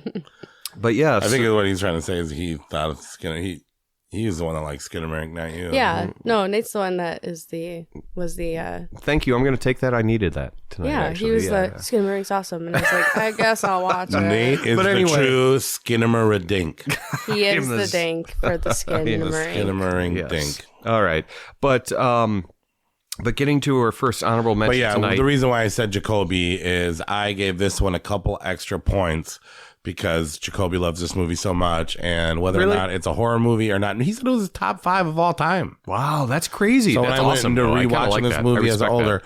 Ernest Scared Stupid, 1991, a movie where they used the same suits from Killer Clowns from Outer Space. Yep. But this time they're trolls, and they're in a kid's movie with one of the purposefully dumbest characters of all time, Ernest P. Worrell. Yep. I love this movie as a kid. This was one of my go-to Halloween movies as a kid. Rewatching it now, it's been at least fucking 10, 15 years. Not as good as I remember when I was a kid. I should say that I was 6 when this movie came out, and I loved it then.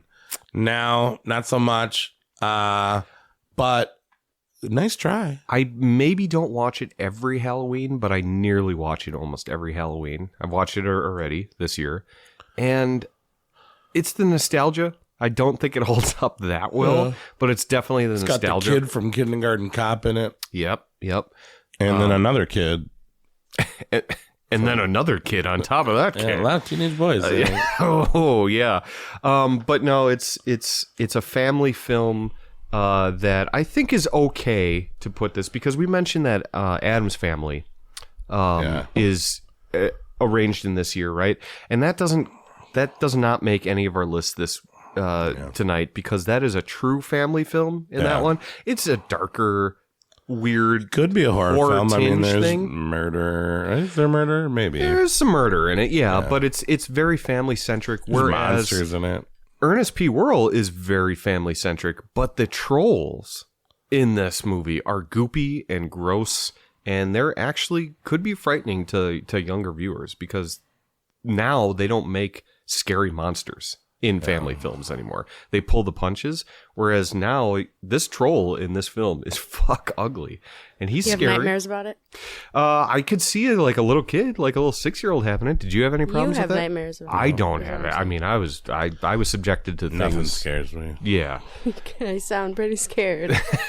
You do sound a little scared right now. Nothing scares me. But it is funny. It is extremely campy, but it is a one for all the family. So while it might not be the most horror thing that we've ever picked before, it Ernest made it. Scared Stupid. Jacoby, it made it. Yes. Honorable mention as an honorable number mention. 3. Yeah. And check it out. Second honorable mention. Honorable mention number 2, which I guess I have to take, right? Because this was in my I didn't top. even watch it. This is in my top 10, right? You didn't watch it. I watched 44 movies. This wasn't one of them. Oh, man. Okay. So this might be. This is not streaming anywhere except the Internet Archive.org or whatever it is. Is that where you watched it? That's where I watched it. But there is a fairly cheap Scream Factory Blu-ray out there for people if they want to check this movie out. And I definitely recommend this movie for fans of Reanimator, Dagon, any H.P. Lovecraft fans out there. And that's The Resurrected. So this one is very in line with all of those. It's from Dan O'Bannon, who did Return of the Living Dead and wrote Alien. And he directs this movie, and what it is basically another crazed scientist has figured out how to return people from the dead. And he goes to a cabin, not quite in the woods, but pretty much a cabin in the woods. And his wife hires a private investigator, and the wife, the investigator, and the investigator's kind of sidekick go and try and figure out what the husband is doing in there. And they find out a whole bunch of weird smells and body parts. And then they realize that he has been doing experiments to bring people back from the dead in very, very weird occult ways. It's very H.P. Lovecraft. It's for fans of the Reanimator series. From Beyond. This felt more From Beyond than anything else. But it's got Chris Sarandon as the crazy doctor, who is the main vampire from Fright Night from 1985, and the detective in Child's Play. He's fucking great in it. It's got some goopy creature effects, very slimy, there's some good gore in it too. I think you missed out on this one, Corey. I think you would have enjoyed this, especially if you liked, we've been ranking Dagon high and Reanimator high, and I don't think we got to From Beyond yet, but I would assume that that's going to do well. But yeah, that's if you like those movies. It does remind me of Return of the Living Dead. You've seen it? No, just by Nate's. Yeah, it's not Return of the Living Dead-ish. It's more crazy scientist in a hidden lab somewhere. But there's like an underground lab, and it's very dark and brooding. And it's fun. It's like so more it's like if Herbert West got a hold of like more than just a head and a cat. Chris Sarandon is nowhere near as fun as Herbert West is. Yeah. It's more serious than that, but it's more like Dagon ish. In that feel. We should watch it. Yeah, it's pretty fun. And like I said, I think I saw the Blu-ray for like $15 on Amazon right now. And from Scream Factory. So it's definitely worth a pickup if you guys want to go that route. Cool. All right, so that's our honorable mention number 2, The Resurrected, which was my number 8 in my top 10 of this year. And number 1 would be The Boneyard, which is also on my list that you did not like. This was my number 7. This beat out The Resurrected. And but you saw this one though, right, Corey? Okay. Yeah. So after your shining reviews, where I kind of told you to watch one, that you were gonna love it, and you were like, "Well, I'll tell you what, you gotta watch this one." which one was that? I told you to watch. Well, I can't say it now because it's on the fucking list. Well, you could have just not said that it was on the list and told me it. But yeah, all right, you went that route, so fuck it. Yeah, all right. Anyway, so just remind me when It's coming up. Yeah, okay. But anyway, you watched The Boneyard. I watched The Boneyard, and it's a movie about little zombie children and a huge poodle. Okay, so it's a little bit more than that. It's I mean, so I watched it, and it took a while. It was over half the film before the zombie children even show up. Sure. The zombie children are children in you got that weird creepy dirty old nylons. house and the dead people and stuff like that. So the dialogue really pulled me out of it. It's a B movie for sure. The tube quality, whatever transfer they had, not so great. Kind of gave me a headache. The audio was kind of bad. Took a long time to get where it's going. I knew something good was coming, and it frustrated me that it took so long. Really? And once I saw what I needed to see, that was the thing that I was waiting for. The trailer, it was just as good as the trailer. Oh, which doesn't really happen until the end of the film, and you're talking about a giant zombie poodle. Yeah, and I forgot about that, but that is on the cover of the film, so that's not really a spoiler. And if you know that that's coming, and then that's it, and then you waited through it, and then it just didn't make it. I think it's sat at number 19 for me. Yeah, and okay, so this is my number 7. Like I said, it was one of those movies that I had extremely low expectations about because you don't hear about this movie too often, and if it's not on our radars, there's probably a reason for it, right? And maybe you still think there is. And I've seen this giant zombie poodle in a lot of different things, but this is the first time watch. Okay. And I was like, oh God, they've talked about this. I've seen clips of it. I've seen this. This is going to be so great. And it was all right.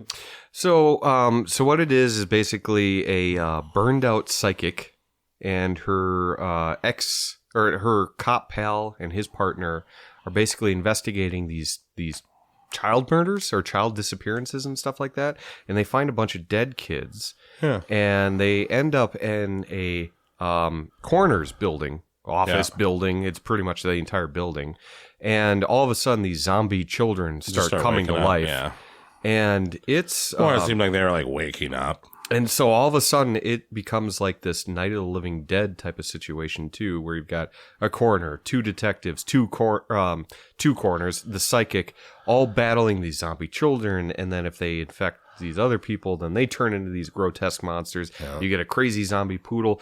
It's equal parts horror and comedy. And I don't know if the comedy works 100% of the time. Yeah.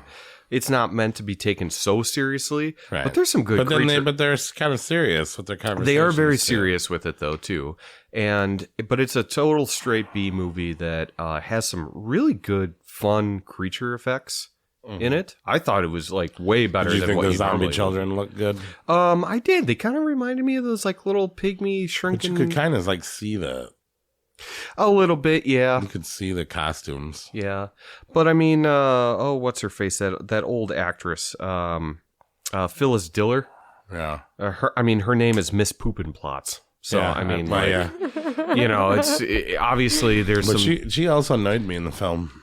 Yeah, but when she turns into that creature, that fucking creature looked great. It's got some really good visual gags, and way better than I thought it was ever going to be, you know, and that's what really surprised me. And you went into it thinking it was going to suck, and then I went into it thinking it was going to be this shiny because prize. Maybe I overhyped it, and maybe it's like a diamond in the rough, and it's probably, honestly, between our 2 reviews, it's probably somewhere in between for the average viewer. It sounds right up my alley because I'm obsessed with true crime and psychics and zombies. Oh, yeah. And you might like it. The poodle. You might be let down that it doesn't do those things. Yeah, just know it is a B movie. The Resurrected. Josie just showed me the poodle. Yeah. And it looks creepy. It's a big, beefy looking monster. It doesn't look bad. It looks really good. It's got kind of this low budget Thing-esque qualities to it.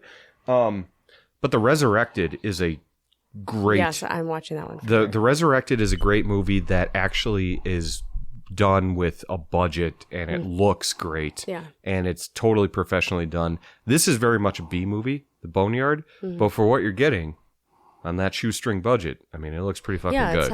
It sounds really cool. No, not cool enough to make the top 10. That's okay. Yeah, that's true. So that was our honorable mentions. Number 1, The Boneyard. Let's get into the top 10 tonight. And I mentioned that there was a movie that he wanted me to watch, and then there was a movie that I wanted him to watch. Oh, yes. And this is that movie, our number 10, Shock 'em Dead. 1991. This is a fucking awesome movie. My number 5, his number nothing.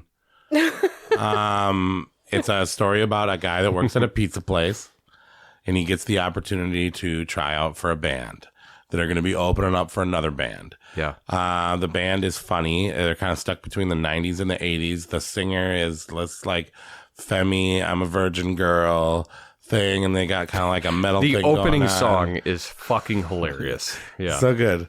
And then he does not do well in the audition. He goes back, he gets fired from his pizza job.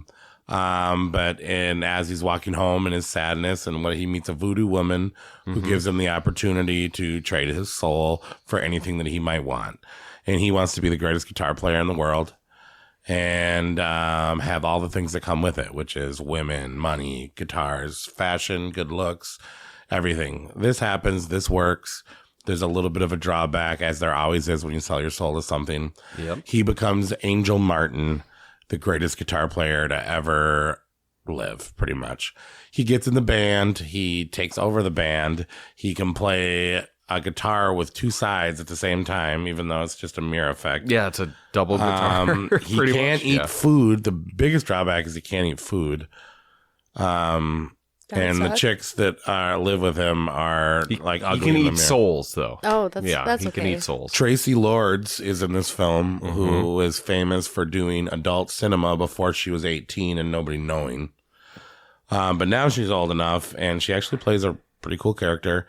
And we get to see the journey of Angel Martin and his demon friends going through the life of becoming stardoms and Shock 'em Dead. It is so much fun.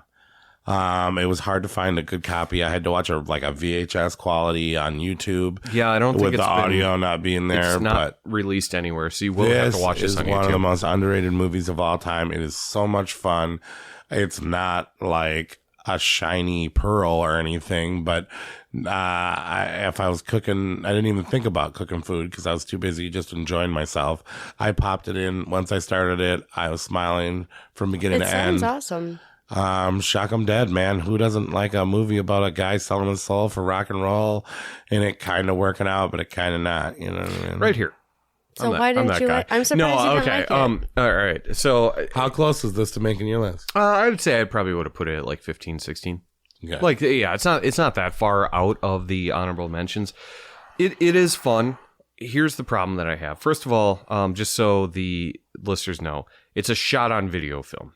Mm-hmm. Yeah. So you gotta be prepared for that because they are ultra low budget, and there is a feel and a grittiness to shot on video films that either you're going to connect with or you're not going to. Mm-hmm. Me personally, it turns me off of a lot of movies. Yeah. Right. So there's that. Secondly, there are so many. I guess not so many, but there's enough to make a subgenre of horror where it's rock horror. You got Rocktober Blood, Trick or Treat, Shock 'em Dead, Slaughterhouse Rock. Yeah, Slaughterhouse Rock. God, I know I'm missing at least a couple more, but there's so many. Like, I sold my soul to the devil, and then I'm now killing people. That I've seen all of those. I'd never seen. This is my first watch of Shock 'em Dead. Never even. Well, what would you rather have? More movies about people selling their soul for rock and roll, or more people about dolls coming to life? Give me rock. That's a fair point. Give me rock. Yeah. Saying it's not that bad of a subgenre. And plus, they're such good friends. Heavy metal, rock and roll, and horror movies are good buddies. Yeah, I get that. And if you like one, you're probably going to like the other. Yeah, and that's fair. But all of those movies, with the exception of Trick or Treat from 1986, which I think is an underrated gem for sure. Oh, there's the gate. Right? Yeah, but this is like musician style, like I Sold My Soul and things like that. Yeah. It's there's a small niche of these movies. This one is like right in the middle of the pack of all of those ones, and I'm like, this is like my number one. This beats out Trick or Treat from '86. I think you're just jealous of Angel Martin's hair. In my personal opinion, I don't, because I got that with Sammy Kerr from Trick or Treat in 1986. Trick or Treat's good, and it needs a rewatch soon. But I've seen Slaughterhouse Rock, and I've seen Rocktober Blood. I think this and Rocktober Blood are both very awesome. Yeah, and they are fun, and they're what I do love about them is that they're super cheesy. This is better than Rocktober Blood. Yeah, I will agree with that. But they're super cheesy. The kills aren't that great in this. It's just stabbings, and you really don't see anything. You just get kind of impaled and whatever. Yeah. I mean, but lots of nudity though. To your point, I mean, there's lots of eye candy with that, but like, it's. I don't know. I just didn't. The kills aren't that bad. The kills aren't that great either. Yeah. Yeah, and so it's watch this movie. Don't listen to Nate. If you want to be educated, listen to Skinamarink. If you want to have a good time, no, fuck that, because I like shitty movies too. And I'm just saying this is a lot of fun. This is the laser blast of the episode, probably. This definitely is. Yeah. To make it our top 10. Sleepaway Camp 3. You gotta watch it, and you gotta get your opinion in. I know a lot of other people really love this. Well, and our buddy Andy, who just emailed in earlier tonight too, he loves Shock 'em Dead. I mean, he told us that. So there's a fan base for that. Definitely be a rad movie too. I will say, you know what? I'm not going to say it. I have a very positive thing I will save for later in the episode. You probably know where I'm going to go with this, but the listeners don't. So so we'll go there on Shock 'em Dead. But it's on YouTube, and you don't have to pay for anything. So go check it out. And please put out a Blu-ray or 4K. Yeah. Please do it. Yeah. Every movie should be on obtainable at this point. Right. Yeah. Or be able to get a little bit better of a quality. But yeah, exactly. Shock 'em Dead. Just Shocked 'em Dead. I love this fucking movie, man. Yeah. And where did you have this on your top 10? 5. You had it on 5. Yeah, I really loved this movie. Yeah, I know. And it genuinely sounds awesome. And Angel Martin looks very cool. And you should really check out Trick or Treat from 1986. The rocker guy that pops up when the ceremony's happening, when he's becoming Angel Martin with the horns that kind of looks just like him. That's super cool. Yeah. And the pizza thing, and how he goes back to the pizza shop and fucking just wrecks the place and is a total dick. And he becomes a total. And there's life lessons on. But why? When your dreams come true, you don't become a dick. Yeah, but none of them were a dick to him at that pizza shop, though. Well, the owner was. But they were showing how the devil, you sell your soul to the devil, and then evil takes over you. Well, yeah, shit happens, right? Yeah. And then you're supposed to not feel bad for him, but. I hear you. Oh, man. I mean, story of my life. Yeah, this is. Hopefully, you never meet a voodoo woman. Yeah, no shit. Maybe you already have. No, I honestly did. When I was young, you're gonna play the fuck. Can I be honest with you? When I was about 16 years old, I straight up, with my satanic Bible, my Necronomicon, and a few things that I downloaded off the internet, I sold my soul to the devil for rap music. And everything that I asked it for. You're pretty good at it. I didn't go very high with my demands because I know that that's not how it really works. You got to be realistic. That is how it works. No. You're very practical. And I did that. And I mean, I've had a friend trying to think of ways to get my soul back. But from what I understand, this devil does have my soul. And that I will pay later for the things that I've asked. Swear to God. You're being for real right now? That's serious. Wow, very cool. I mean, I should have maybe put the bar higher. You're a very good rapper. So, yeah. I mean, yeah. Yeah. No, the bar is... I mean, I said, I want to do this. Limit. I want to be the best out of anybody I know. I want to do this. I want to get that. I want to do this. I fulfilled myself. Oh, man. But it doesn't work just like magic. Slavs have just been holding you down. We got to get you in front of some like actual real rappers and just see. Did you call me Slavic? Slavs. Yes. Slavs. But I'm just saying, so maybe it's because I I connect with the source material a little bit more too, and I should have asked to be Angel Martin. I could be. I could be sitting with Tracy Lords right now. Oh my god! Yeah, I don't know if Tracy Lords is. She's still fine. Is she? Google it. Maybe I will. Google it. I know what I'm gonna. I know what's gonna pop right up. now. Okay. Well, you don't want to get a virus. You don't got an Apple. Yeah. Is it an Android iPad? No, it's Apple. Thank God. You'll be fine. All right. So number 10, Shock 'em Dead. Yeah. Number 9 tonight is, I think, a super fun one that actually, the first time I watched it, I was not crazy about it. Right. And I watched it again this time, and I absolutely loved it. And that is Body Parts. Yep. The Jeff Fahey starring vehicle. Movie that got fucked over because of Jeffrey Dahmer. Yes. Where they delayed release. And then when release came out, because they delayed it, people associated it more with that. And people were disgusted. Yeah. So this movie, I think it was like 2 or 3 days before its release. Jeffrey Dahmer gets found out, and they're hauling body parts out of his, like, all these different fucking things from his apartment, showing it up and down on TV because it was the most grisliest thing anyone has seen. Let's go to the movie theater and watch a movie about a serial killer's body parts getting put into other people. 2 days after that. So they unfairly criticized it, and that's really shitty for this film because it is an actual quality film. I mean, name the people that are in the movie. Brad Dourif. You got Brad Dourif. You got Jeff Fahey. You got Kim Delaney, who was big back in the 90s. A bunch of Paul Ben Victor, which I doesn't recognized mean anything. everybody, but knew none of their names besides. Yeah, Paul Ben Chucky. Victor is one of those guys where you don't know who the fuck that is, but you've seen him in 40 movies. It's crazy. It's by Eric Red, who has done some fantastic movies. First of all, he has done.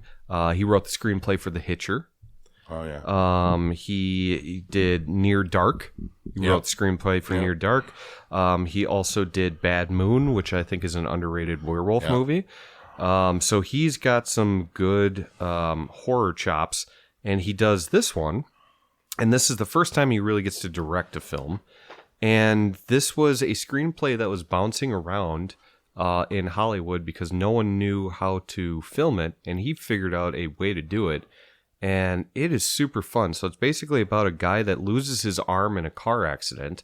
And then unbeknownst to himself, unbeknownst to him, he gets the serial killer's arm. Yes, there is a serial killer whose body parts are used to replace a bunch of different people's, not just his arm, but like some guy gets new legs from the serial killer. Another guy gets an arm. Brad Dourif gets an arm, right? That from his amputation. And so all these so once they have this serial killer's arm attached to them, they start getting flashes of the murders that they're doing, and they start kind of behaving unusually. It's a lot like Jason Goes to Hell.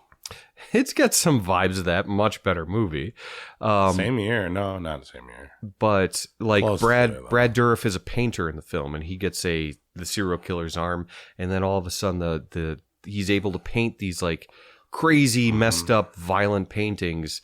But it's actually the brutal murders that the serial killer did, unbeknownst to him. But he's becoming super popular and whatnot. So anyway. That's just the beginning of the storyline in the movie. It really goes to a fucking crazy place where the serial killer is actually trying to resurrect himself and collect all the body parts back from the people that have gotten them. And it just goes to a whole insane level, including a wild car chase too at the end of the film. So what do you think Jeffrey Dahmer ruined more? Those glasses or this movie?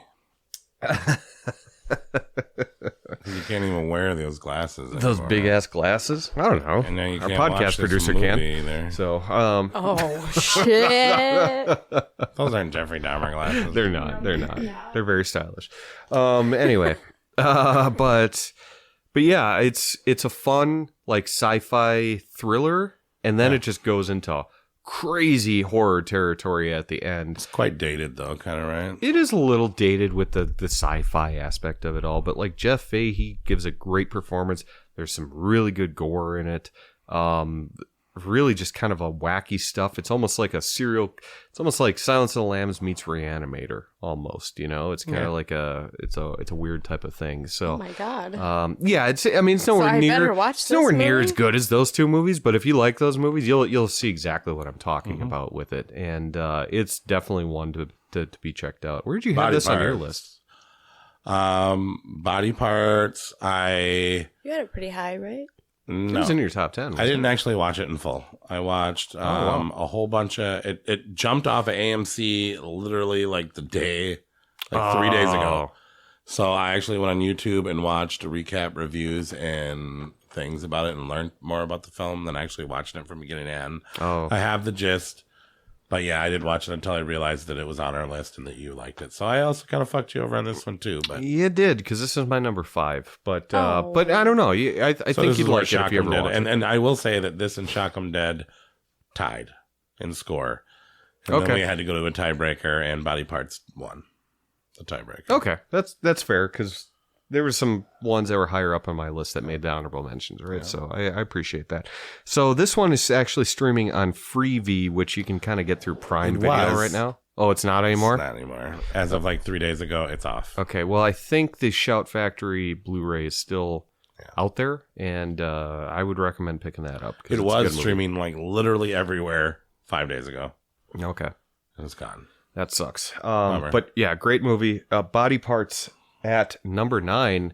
Corey, take us into number 8. Number 8, which is going to be the I Spit on Your Grave of the episode. Oh, definitely. Necromantic 2.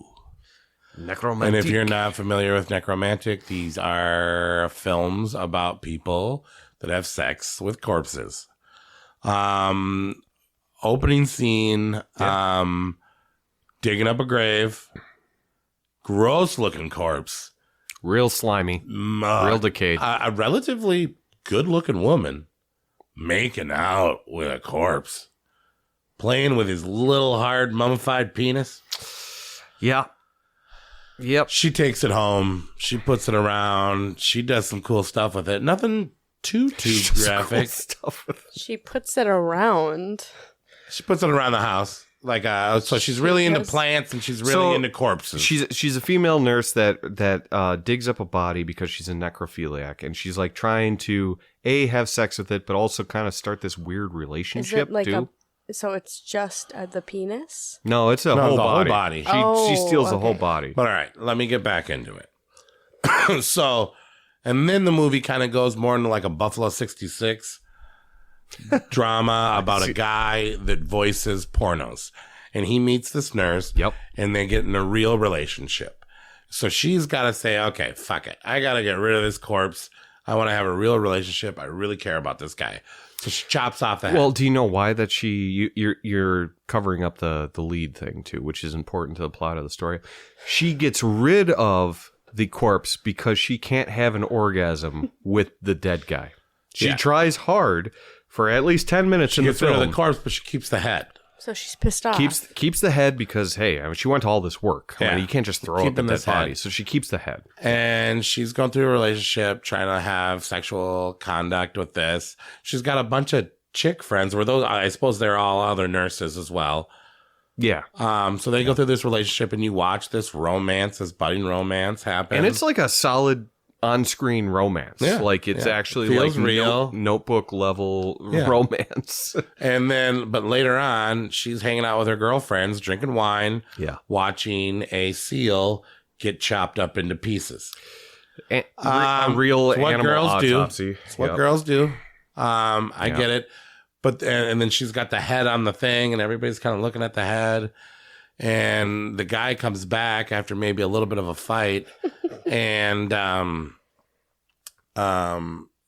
he says, "What do you watch?" She goes, "Oh no, you wouldn't like it." So he lets her see the seal thing, and he's like, "What the fuck?" And she's like, "Dude, you voice porno. Like, this is grosser than the pornos you voice."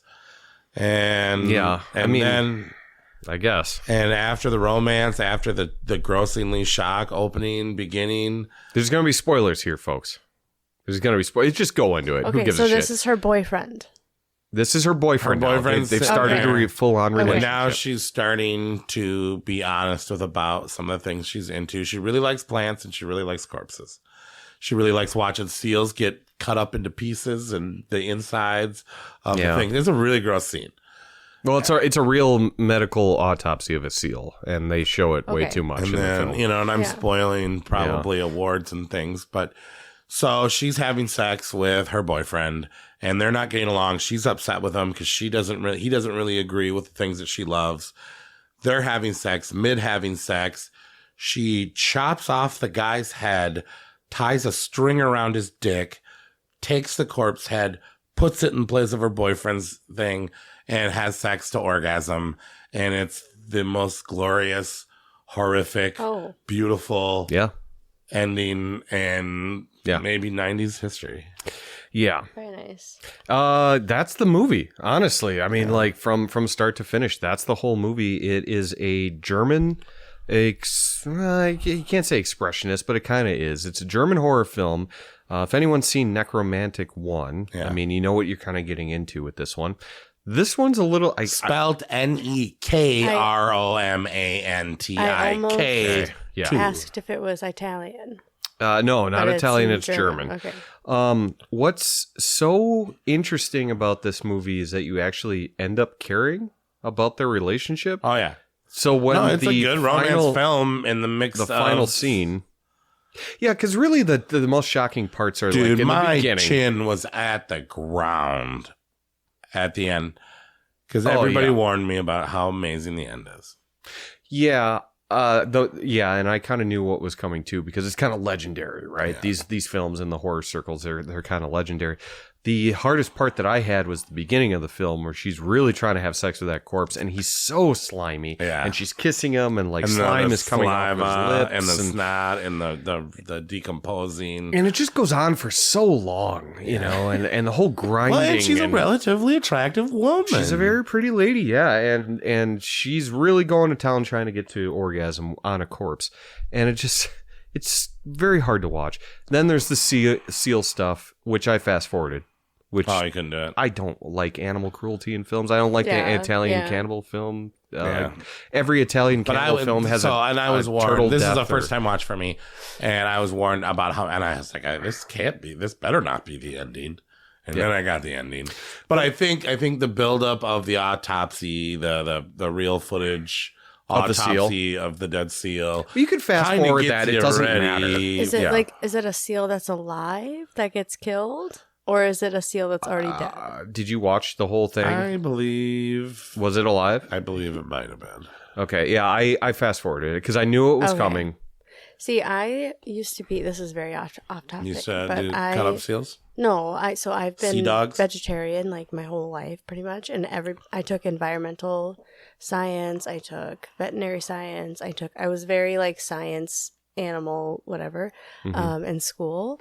And there was this one class we did where I had to dissect a sheep uterus, and I had to like literally cut open a sheep and like find its Did it turn babies. you on? No, it did not turn me on. Oh, so it had babies in it too? Yeah, I had to figure out if it was pregnant or not. Well, no shit. It was all, but everybody was like, why? Everybody was so scared to do it. And I was like, guys, this sheep is dead. So what part was the hottest? Like sexually? Nothing was sexually hot. Oh, okay. Well, maybe the reaction from the students in the class when they were like, that is the baddest bitch. You were like, and I was like, yeah. Like the first incision was kind of... But like, I understand if the seal was already dead and they needed to use it for science and educational purposes. Yeah. But if they're going to kill a seal on screen... What was the subplot about the other girl? Remember how she dug up the body and then another girl came to dig up the same body and was like, where the fuck is the body I was going to dig up? I don't really get that either. It's like they started something and then it was just gone. Was that like supposed to be I feel like there was another girl trying to like maybe he was... Was she supposed to be visiting him though? Or like I don't get I don't know what the connection of the guy. But it doesn't really matter to the overall story. But I think you're so grossed out by the autopsy of the seal and you think this is the grossest thing in the world and you want to turn it off and then they somehow make it grosser. They do with the final scene, which is really what you should, because this is not like a stalking and slashing movie. It's very slow moving. Yeah. It's methodically paced. It's an hour and 44 minutes. So it's not for only like 2 or 3 main scenes, if you want to include the seal stuff. Main scenes of gore or like really depravity. The beginning and the end. It's the beginning and the end, right? Because that seal thing doesn't happen until the final when third. she's trying to figure out a place to put the head, and she like decorates the corpse with the plants and stuff. And yeah, but I mean, it's like fucked up, right? And you've already seen her try to have sex with it, so it's like I don't give a fuck if she wants to decorate her apartment with this head. But what's so interesting though is that the romance angle where they're going on a date, fuck, that actually dragged a little bit.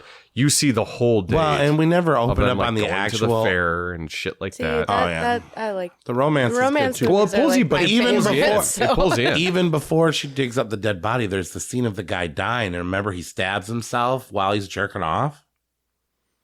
Yes. And His while he's dream- dying, he's got that huge dong, Oh, Yes, there is the whole jizzing and and then the blood jizz. blood and he jizz is scene. Yeah. So that was Again, that was right away in the beginning. Yeah, that's Yeah. how it opens the film. Yeah, It's very artsy for what it is. it sounds dick is- very hey, artsy. It's very dead artsy. dick is gross. Dead dick is always gross. Dead dick Yeah. is gross. But yeah, I was invested through the whole movie. Can we just make that a podcast staple? I mean, that maybe dead to dick you is guys. gross? Dick Is that- is gross. We just take a hard stance on that and just say dead dick is gross from now on. Speak for yourself. You'll love this movie. You'll love it. And then like well, and there's also that other thing wherever they're outside, the long shots on the animals and the sculptures where they really are appreciating beauty in life and art, and then it's all mixed up in this necrophiliac movie. And that's all done on purpose. Yeah, it's all done on purpose, and this is an art house gore shock film. It really is. And it pulls it off. I mean, it Who's makes the you. It makes you feel the things. music is also weirdly unsettling. Jorg Buttergreit? Very German. Yeah, Hans Yeah. Wilgen. Very German. Jorg Buttergreit, who did the first Necromantic. Okay, so it's directed by the same Yep. person. Yep. Cool. But I mean, there's a test for every horror fan that it wants to keep going deeper. I and actually deeper. also was kind of interested when they showed him doing his job. Yeah, hold on one second. Let me like there is a test for every horror fan that wants to go deeper and deeper as they keep watching these movies, where they're just like, I'm now desensitized by this level I'm at. I got to go to the next level. I got to go to the next level. Eventually, you get to the extreme films and the necromantic films and the cannibal holocaust films. They're all on that level of like the extreme stuff. You know, this might be a little bit more depraved because it's dealing with necrophilia and you see so much of it. Yeah. But it's still shocking, and it's one of those like badge of honor things when you get to When you that level. can sit If you never get to through- that level, that's totally fine. You don't Yeah. have to Well, get to that right, level right, to be a right. horror fan, right? But yeah. So anyway, I mean, when she's a 10, but she only likes plants, dead animals, and corpses turn her on. She's a 10, but only plants. Oh my god, are you corpses. making your own memes again?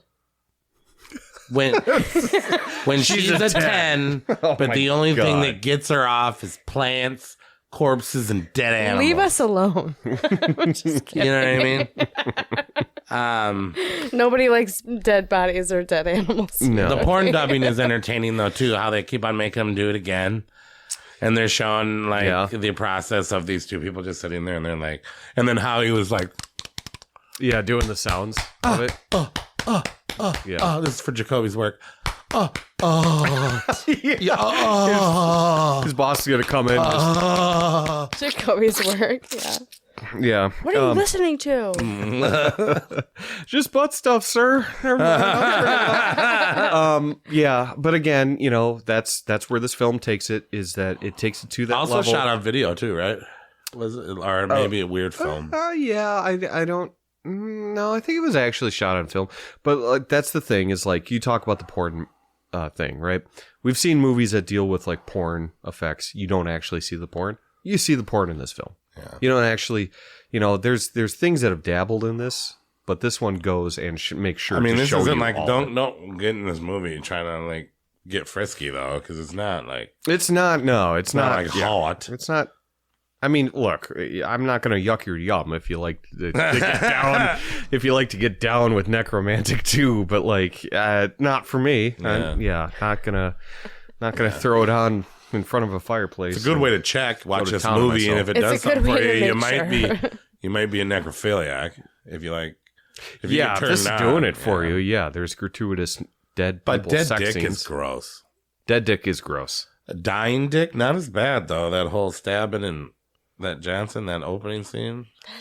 I mean, he went out the way I hope I do. I mean, so necrophiliac is a person that likes to have sex with dead bodies.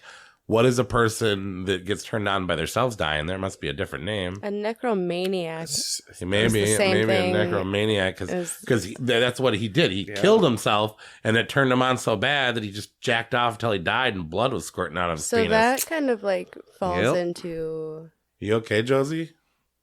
The same people. Our producer is questioning what kind of podcast she produces. Well, it's like. No, he sliced himself in the stomach, and there ample amounts of cum. Yeah, he really can. So he really has been storing it up. He's been storing love. Turned love. on by bodily harm, like in Tetsuo. Yeah, the Iron Man or Crash. Or Crash. I was going to say that one too. Like it's a fetish. It kind of is a Crash. Oh yeah, that's crazy. I'm sorry. I don't think it's that weird. Okay. Yeah. I mean, no. I mean, who doesn't want to go out with a foot-long penis while you're dying? Don't knock it till you try it, right? Yeah, Jesus.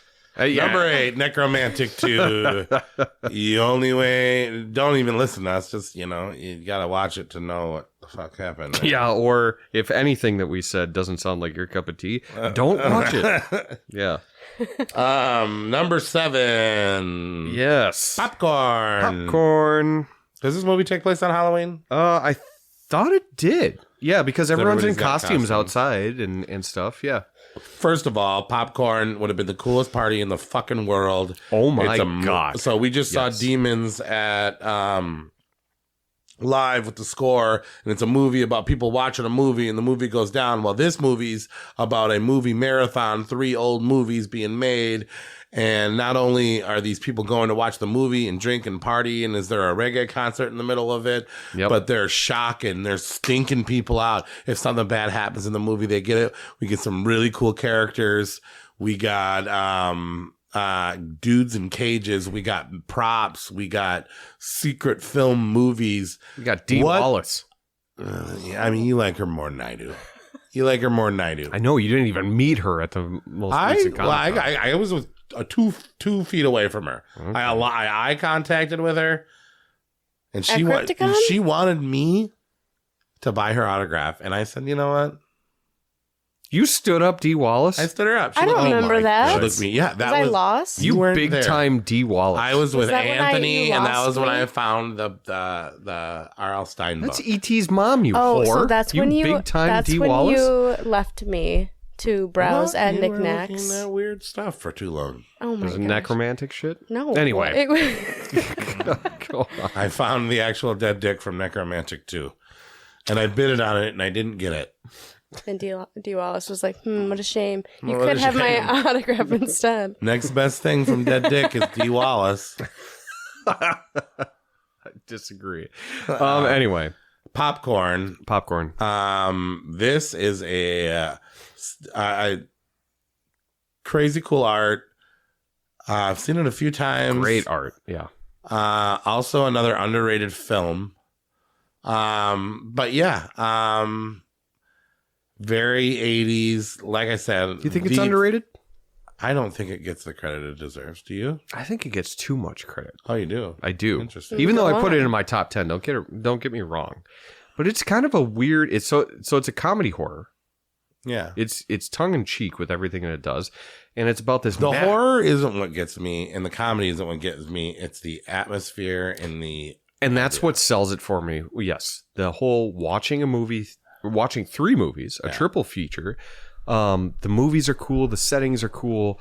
The idea of the killer is cool. I don't think he's pulled off when he's wobbling. Yeah, when the yeah. ears are wobbling. But the idea of the killer is cool because it's a deranged killer that was burnt up in this fire, right? Yeah. And when they played the original Possessor.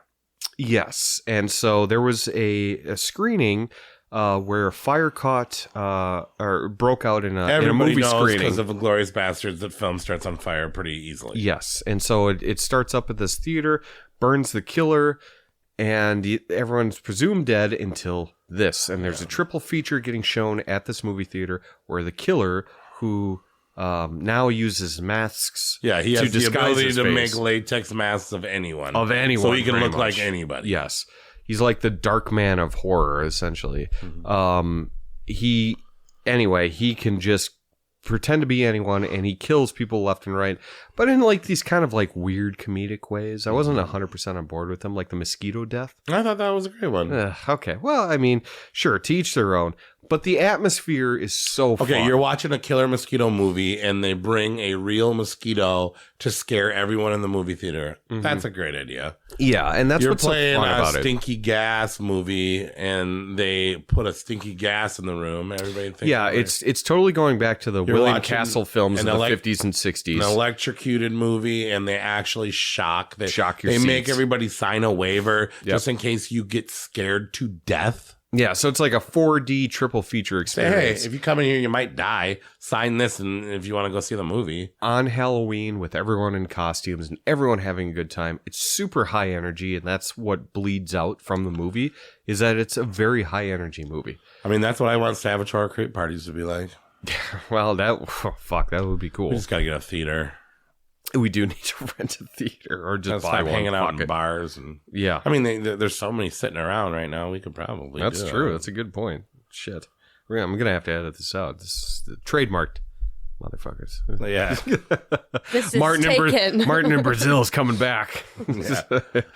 But anyway, so yeah, it's a fun movie. The original director quit and wouldn't let his name be on it. It's got a troubled production. And then the original final girl was the chick from Honey, I Shrunk Your Kids. And then she quit, and then they got the girl. What other movie is she in? She's in a very well-known movie. I don't remember. But horror movie. But yeah, it had a troubled production, and which might have led to why some of it is not 100% clear as the plot kind of unfolds throughout the movie. But what you do have is a deranged serial killer going through and killing all these characters in a movie theater, and he's got this kind of a cool setup with the disguise, and the end pays off pretty well.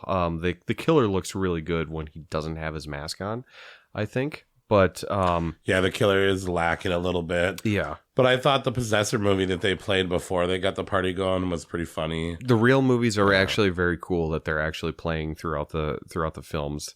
And that the fact that what you're seeing on screen leads into the kills.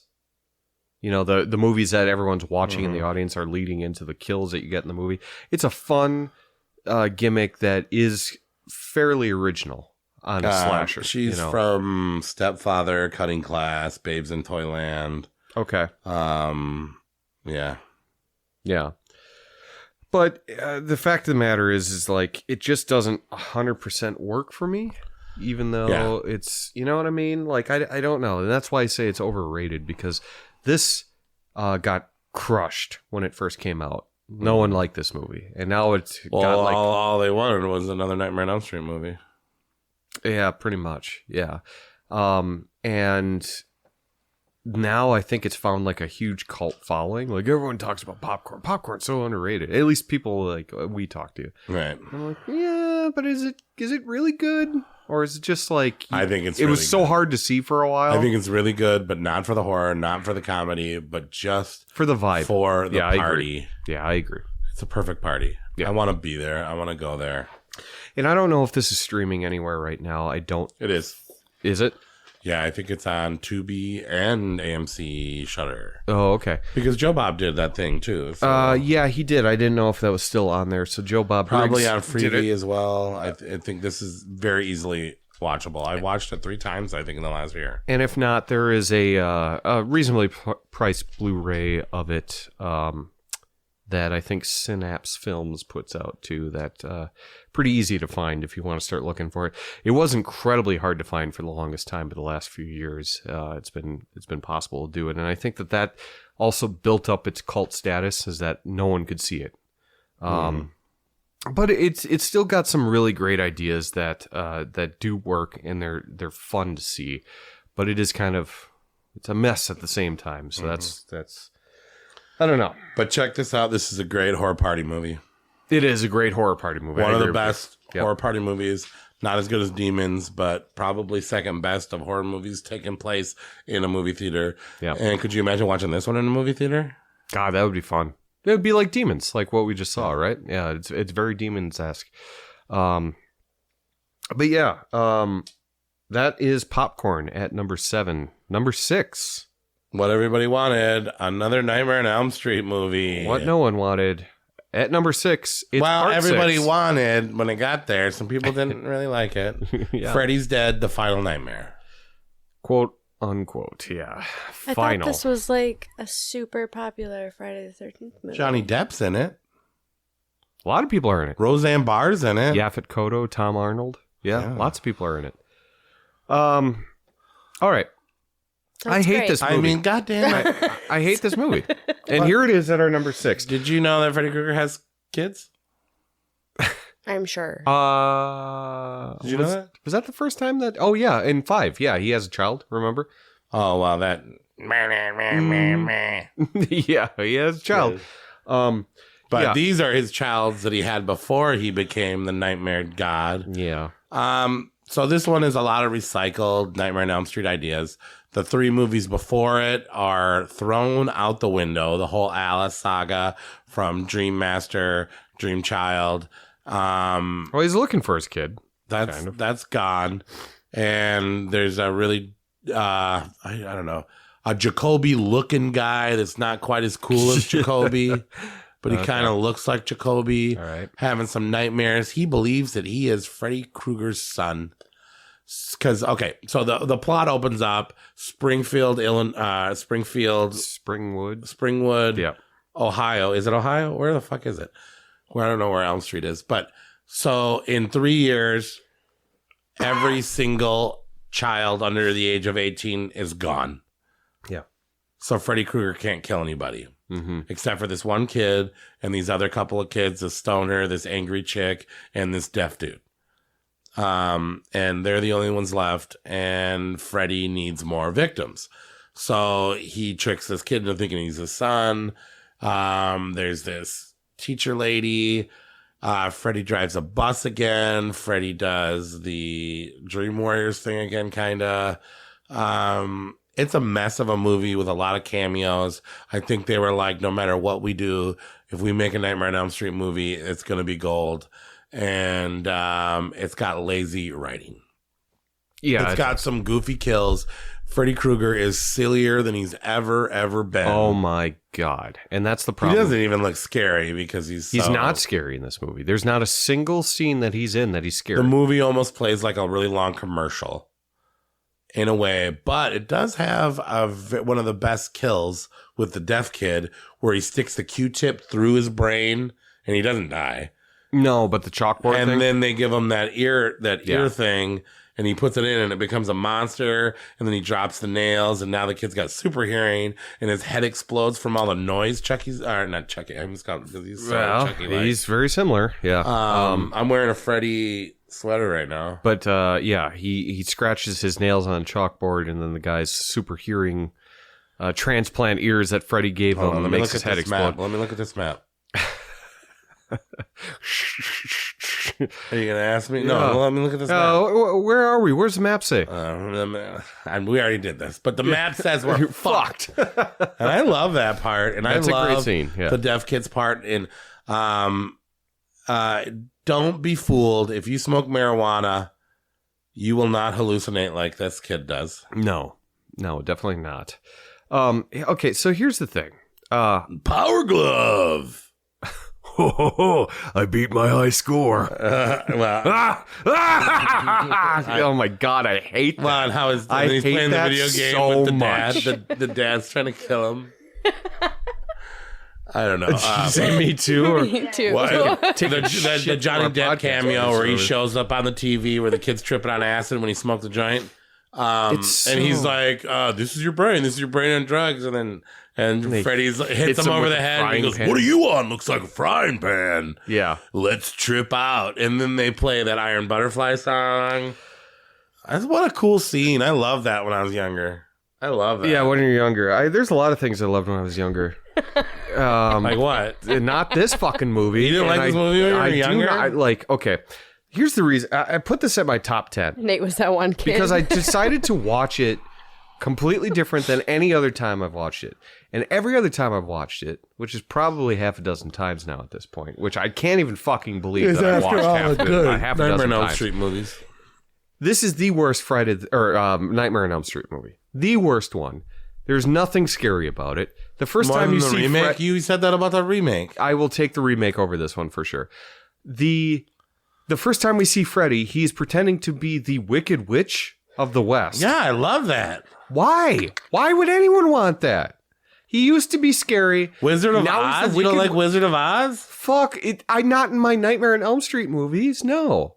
Him on a broom? He's got a power glove. What does he say? He's got him on a broom. He's on a broom and he's like, he's killing a guy by making him bounce up and down, and yeah. I mean, the sound effects are kind of weird. I'll get you in my and he's actually quoting fucking Wizard of Oz. Did you see at the beginning how they had the quote where there's always like a quote at the beginning of the early Nightmare on Elm Streets? This one they quote Freddy and it says, "Welcome to primetime, bitch." Yeah, Freddy Krueger. They quoted 3. They quoted a better film in the franchise. So this is stupid on so many fucking levels. There's nothing scary about it. But the first time ever, I'll get you, my pretty. That's what he says. Yeah, and your little dog too. As he's on a broom flying outside a house and he has a witch that's hat. in a tornado with his stupid fucking knife. I fucking hate was almost out. It's so stupid. It's so stupid. But the thing is, though, is I watch it this time and I'm like, you fucking hate this movie. You know you're going to hate this movie. Try to so like watch it. Try and like it for a different reason. And here's the thing. This movie is all pop culture references. That's all it tries to do. It plays like a commercial. It plays, yes, as if... Or like a TV special. The Nintendo Power Glove gets in there. Yeah. Dare spokesperson ads with "This is your brain on drugs" gets in there. You got Roseanne and Tom Arnold, which was a hit program in 91. You know, like all these things in there. The last 10 minutes was in 3D. A gimmick to try and revitalize the franchise. New Line Cinema doesn't know what the fuck to do with Freddy. Well, it's like they were like all the way through the thing and they were like, oh, you know what this needs? Just 10 minutes of 3D. And I like the gimmick, you know, of like... Because she puts on the glasses. She puts on the glasses. And then it becomes 3D. But I'm like, there is no way that this movie... Sorry. There was no way that this movie would ever, ever, ever get made today. Because no one will accept this movie for its existence. I don't know. I don't think like it's not bad. scary. It's a weird comedy horror that no one would ever make. No one would ever accept today. And like watching it, you're like, this is in a time capsule of 1991. Did you hear that Wes Craven refused to finish this movie? I get it. I get why. He said, I watched all the sequels before he made New Nightmare, which is the one after this. And he goes, Freddy's dead. I turned off. I can't finish it. Yeah, and that's a good reason, because this movie is fucking terrible. It's absolutely terrible. But I started watching it, and I appreciated it a little bit more, is that a movie like this, thank God, will never, ever exist ever again. It won't get made ever like this. And the next Annabelle movie is going to be like this. If Annabelle goes full, like, Nintendo Power Glove, making somebody, like, bounce around and shit like that, that's going to be insane. Yeah. That's never going to happen. You can't convince me of that. It's going to happen. That level, just people are just Terrifier unwrapping 5. candy. She's eating the Halloween candy, I guess, that we gave her. So Terrifier 5 is going to be just like this. I fucking hope not, because this movie is not good, and it is easily the worst of the Nightmare on Elm Street franchise. Can you agree with that? No. What's worse than this? The remake. Really? Yeah. You had love for the remake. I'm more than you. I didn't actually like it. I said that in the episode that I don't like this movie. And you stood up for it. Maybe the Dream Now Child. I just think you're trying to get to me. Maybe the Dream Child too. I don't care. I like watching commercials sometimes. Anyone that likes this movie likes There's it a lot for of the Freddy. actual cheesiness of it. And I don't think the Power Glove part sucks. Really? He bounced a guy around a hallway up and down and slammed him in the walls and like as if he was a pinball. But I related. I was stoner, and my dad hit me with tennis rackets too. This movie feels like one big beaten down with a tennis racket. It's on weird. It. Like, it's. We'll have to do a ranking to figure it out, but I think it's up for debate. I mean, it's definitely in the bottom half. Yeah, it's definitely in the bottom half. Oh yeah, it is. It sure is. I don't know, but this time I tried to go in and say, I know you hate this movie. Try and find something fun on it. And I put it on my number 10. Maybe that speaks to the movies that we were watching Which in 1991. Which is weird because I put it... you must have had it pretty high. I put it at 7. But somehow you have it at 10, I have it at 7, and it's sitting here at 6. Which speaks to how different our lists were at the end of the day. And you not seeing The Resurrected and, fucking hating on The Boneyard. I watched The Boneyard. Is there not enough Power Glove in there for you? Or, I don't know. Drives me insane. But anyway. All right. So, hey, it's Friday. It's Freddy's Dead, the final nightmare. He's driving a bus. He's the Wicked Witch.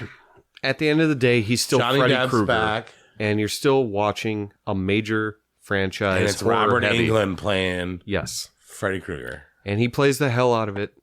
It's not what we wanted, but he's great as Freddy. Yeah. For the material he's got to work I'm not going to diss him. The casting wasn't great. And a lot of shit doesn't make sense. Yeah. They threw a lot of the rules out of the window. It's kind of all over the place, and But it's like a highlight reel for Freddy Krueger. But yeah, I don't know. That kids can watch.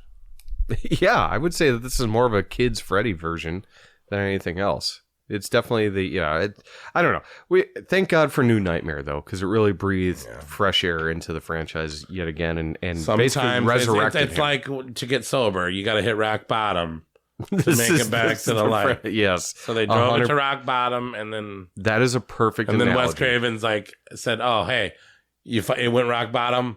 Let's get sober. Let's do this. I'll do another one." Wes Craven's like, "I'll do another one since we're at rock bottom." That's a great analogy. I love that. I fucking love that. Yeah. All right. So number 6 is Nightmare on Elm Street Part 6, which is Freddy's Dead, the Final Nightmare. Yeah. Our number 5 is you go ahead. An interesting one. This is Cape Fear. Yeah. Martin Scorsese film with Robert De Niro and Nick Nolte. You put it at number 2. I put it at number 9. I put it at number 2. No, I put it at number 9. You put it at number 2. Yes. And it met in the middle here at number 5. Yeah. So this is kind of surprising. It's a good movie and all, but we could argue up and down. This is a thriller. So I know a lot of people are gonna say that. But what sets it apart from a normal thriller is Robert De Niro's performance in this. Like how big of a creepy rapist he is. So fucking psychotic. And he is such a child predator and such a fucking rapist and just a mean fucking dude in this film that I think he is like a bad horror guy, Al Pacino could have did it better. No way. Al Pacino's like 4'7" or something like that. But he's good at being smaller than Victoria. Robert De Niro's not very big in this movie, bro. He's not, but his personality is. And his intensity that he brings from immediately. Like he's lifting weights in prison. He gets out of prison. He's talking about getting raped in the butt. Yeah, very early on. Yeah, he's sodomized by both 3 black and white guys. Yeah, I don't know if all at once or separately. He's going to get back at his lawyer for that. Yeah, he definitely doesn't. And his 16-year-old Juliette Lewis daughter, which was a horrifying scene when he's in the school smoking the joint. So for people who have never seen this movie, Cape Fear, it's actually Martin Scorsese. It's Martin Scorsese. Closest thing to a horror he's ever made. Yes. Whether or not it's a horror, that's debatable. We're going with it. We decided to use it. It is a remake of a film, I think, from either the 50s or 60s with Gregory Peck. Yeah. A lot of the stars in this movie. Gregory Peck and Robert Mitchum, who plays a good cop in this one. Yeah. But he actually played Robert De Niro's character in the original. So it's kind of a weird... Oh, weird the guy, the private detective or the good cop? Because there wasn't really... The good cop, the older cop, the oldest cop. Not the private detective that, yeah. Gotcha. Yeah. So, but what it is a guy gets released from prison. He's a convicted rapist. Smokes cigars in movie theaters. Yeah, what a dick. He's very suave, but he's a convicted rapist. He gets released from Victoria, prison. pull up a picture of Robert De Niro on Cape Fear and tell me if you'd hit that before we talk about who he is. Well, I don't know if it'd be up to her. I know Josie did it. Josie, yeah, for sure. But so he's a convicted... Have you seen a picture of him in it? Well, she'll see it in a minute. He's a convicted rapist, gets released from prison after serving for 14 years, and he comes after the defending attorney that... Not the cop that arrested him. Not the prosecutor. The DA. It's his lawyer. His lawyer, the defending attorney. Who didn't do a very good job defending him. Yes. Because and I didn't know this either, but the woman that he sexually assaulted, was promiscuous. And apparently in 1991, that's enough to get you off. She was promiscuous. Yeah, I mean, it didn't. And get him he off. did not say in the court that woman was promiscuous. And then Robert De Niro learned how to read. Found out that spent 14 years they preparing didn't put for out his the release. fact that the woman was promiscuous. Yeah. What's the verdict? You'd hit it? I think I'd have to see the way he talks and walks. Yeah. You won't like it. No, I think they will. Yeah, how about this one? You want to hit it? That's a picture of the family, bro. Oh, shit. Oh, yeah. Yeah? I'd hit it if I was a chick. This would hit you. What are you talking about? Maybe I like getting hit a little bit. Yeah. You want to get your face bitten off? Yeah. Yeah. I would have to hear him, like Josie said. I'd have to hear him talk. Okay, well, you could hear him shout biblical verses in like a Louisiana accent. It's really... No, but he's also very charming, too. He does have some charm, but he gets is the wife and the daughter to both kind of be hot for him. He is a complete psychopath. And he's got a little bit of a southern accent. Yeah. Oh, okay. He's a sexy dude in this movie, bro. Not for if you're into minute, violent sexy. For like a minute. And then what you see, what he's capable for his mug shots, maybe. I mean, if you're like super attracted to Nate, this guy probably won't do nothing for you. But if you're into bad boys like me, I'm fine with that. I'm okay with that. Yeah. But if you like bad boys like me, Robert De Niro's I don't want to be for considered like. This is not good to compare yourself with Max Cady. I'm just saying, which is his name. Rapist? Would you not say that I'm kind of a bad boy? You're not Max Cady, bad boy. At least I hope not. Mr. Cady. He's a convicted rapist. He is a child predator. A bad boy. He picks up a woman and... Who the fuck cares if she was promiscuous? But that's why he's so upset, because he left out that detail. His lawyer doesn't... So, spoiler alert, his lawyer doesn't do enough to get him off. Basically. And that's the job of a lawyer. You raped a chick, you raped a chick. Okay. Hold on, one at a time. You're supposed to defend your client no matter what. Well, yeah. And he did not do that job, so he kind of has it coming. That's kind of a lawyer's it's a little bit it's true. Thing. It's true, but it's the only defense that criminals have against their life. That's true. And like Katie said, there's a lot of 13 years. And he gets raped repeatedly, apparently, as he talks about in the film. Yeah. So he definitely gets his comeuppance in prison. But then he gets out, and he is just a fucking brutal madman. Like, he just assaults a girl. He smokes in movie theaters. He seduces a girl, but fucking brutally assaults her. Yeah. Not really in a sexual way. I hope not. They didn't mention anything. But he just beats the ever-living fuck out of her, and it's violent as all hell. Yeah. He goes after the wife, yes, but he also goes after the daughter in one of the more uncomfortable scenes. Why weren't they in a like, movie? Protective services? Because Katie's smart now. He's very smart. And he isn't breaking laws. He's just living in the city as this guy. Yeah, but they'd be like, you gotta watch the movie. He was released from... You gotta watch the movie. It's a very, very tense and you'll thriller. be stuck between hating that guy and liking him too, I'm telling you. It is. He does have a certain charm. Tattoos on the face doesn't necessarily make him a bad guy. No, and he does have a certain charm until it gets to a certain point where you're just like, on the boat. Whoa, no, not on the boat. That's at the fucking end of the film. That's when I started not liking him. When he picks up the friend in the film and does all that stuff to her. Oh yeah, well yeah, that's pretty brutal. And so he was in prison for being a rapist. And he got out. Yeah. And you guys don't like him until the end of the movie? No, I don't like him from the beginning. Okay, I want to make that clear. Okay. Corey's fucking trolling people right now, but Max Cady is a fucking terrible guy. And he's one of the scariest, most intimidating people in all the movies that we watched in 1991. Yeah. He is super hardcore. He looks yes, insane I do. in the picture that I just looked at. He is truly insane, but he's insane. also very smart, and he's very methodical, and he's very... It's the dark hair and the tattoos. But otherwise... Look at our number one and just like with a statement. I'm not saying he's one of the most, okay? I'm not saying he is the most. The other one. Yeah, I get it. But, and we'll get there, but that's what I think sets this above the thrillers, because we've all seen serial killers. They're fucked up. Max Cady, Robert De Niro's performance. How many people die in this movie? Not too many. How many? Dog. 2. No, the housekeeper. Oh, the housekeeper. So 2. 3. Who's the third? Well, that's the one I'm talking about. It's the housekeeper. I don't want... All right, yeah. The private detective. Oh, brutally. Yeah. Okay, 3. Yeah. So fair enough. Yeah, but the shit that he does to the family, and the scene with like the 16-year-old daughter, so uncomfortable Juliette to watch. Lewis nailed that. As she actually got a Academy Award nomination for her work in this movie at 16. So she was older than that, I think. I think she was 18. Yeah, and then she moved out, but she did very well at being young. Mm-hmm. And then she got that glorious role on From Dusk Till Dawn. I'm sure from perhaps this performance. I guarantee it. Yeah. And but Robert De Niro is the standout in this. Also, another standout is that Martin Scorsese films this and scores it musically like an old 50s thriller with just the most intense fucking people ever in this too. So it's kind of like weird, but he directs the ever living shit I out wanted of this movie. to go for so Martin good. Scorsese.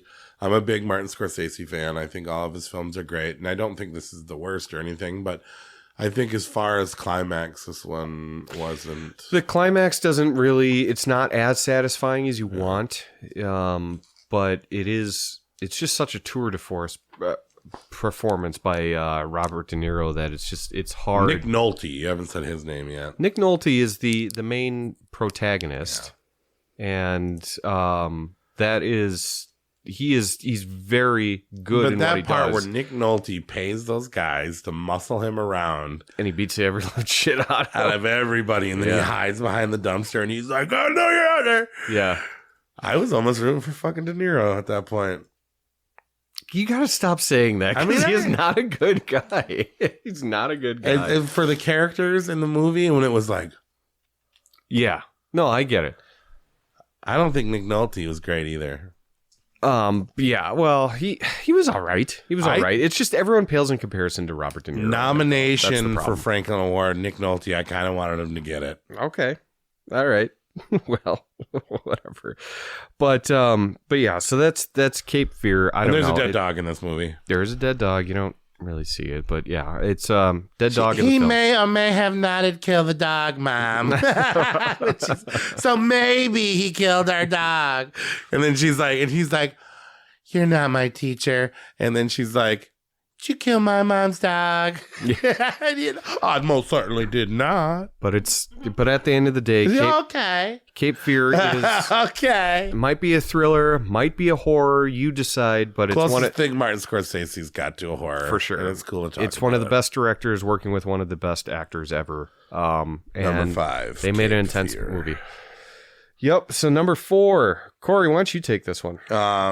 Honestly, the funnest time I've had, and the most fun I've probably had since fucking Frankenhooker, the movie that Scream ripped off. I mean, kinda. There's nothing out there 1991. I was like, where are you going with this? Mike is Randy before Randy. Yeah, he is, for sure. Self-aware teens, knowing that they're walking into a horror movie scenario, pointing out all the signs, pointing out all the rules.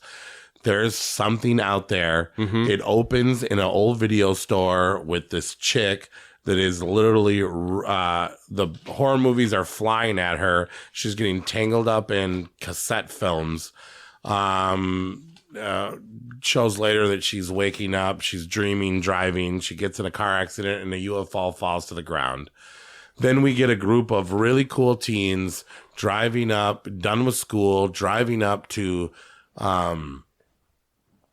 cabin, which is actually like a really nice house in the middle of the woods, to celebrate the end of school.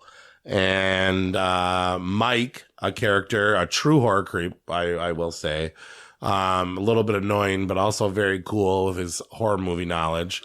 They go there. Everybody's partying. Mike doesn't have a girl. Mike's annoying everybody. They're trying As a true horror creep would be. He doesn't have a chick. So he is just trying to protect himself and get ready for the slaughter that he knows that is about to come. Like I said, he's a lot like Randy, but he's not quite Randy. It's not the only thing that Scream ripped off from this movie, but a lot of people didn't hear about this movie. It was originally in a Trauma release, was it not? Ooh, it might And then be. it got bought and then re-released. Yep. Seriously underrated. Yeah. There's a part when they first get there and a bunch of anarchies, stoners show up in a van and skinny dip. Yeah. And I always thought they were going to come back, but they did not come back. Nope. It was stereotypically gold, horror movie stereotype gold. Such a pleasant surprise. I liked it so much. I actually texted Nate that I was grinning and smiling. Yeah. Yeah, you were quite adorable while watching this movie. And this has got a lot of Friday the 13th cheese and corn, but without the, I don't know, the exact same things that happen. Unexpected things happen. Well, first of all, the killer is far different. Right? Yeah, it's a little booger with arms. Yeah, I think it's an alien. Yeah, it is. It is an alien. It is an alien, the right? The UFO fall and crash. And it swims. It crawls. I don't think it has legs. No, it doesn't have legs, but it has two beefy, long arms and a really big mouth. It's like a tadpole with Dwayne the Rock Johnson's the monster arms. is stupid funny. Yeah. So the alien is trying to impregnate the women and kill the men because it wants to procreate and make new things. When the alien does mate with these women, they get green eyes and they lose control of their actions. Mm-hmm. Awesome kills, awesome surprises. I love seeing these guys die. You almost just got to watch this movie. It is not mainstream. It is not high budget. It's definitely not. No, was written by a 20-year-old kid, directed by a 20-year-old kid. Rolf. He does great. Kanefsky. The babes are awesome in this movie. You go up and down with liking them and not liking all the characters, but they all have their shining moments. They manage to get them in swimsuits and their underwear quite often. Quite a bit. Yep. As you do when you go up to a cabin, apparently. Butt naked. Yeah. You can. Do you love or hate Mike? Was he annoying or was he the best? The Mike is, just to be clear, the horror movie guy. Yeah. Loved him. Him. I thought he was fun. But you would have locked him in the basement so you could have got it on with your girlfriend, right? 100%. Yes. All day. Nothing's stopping me when I'm 20 years old. Sorry. And they're going on with that. Victoria's looking at me like, really? You can't watch it and not get sucked in. I'm 20. I'm a be banging. Seriously underrated movie. Okay. I won't stop you. Normally, I only watch a movie once or maybe twice.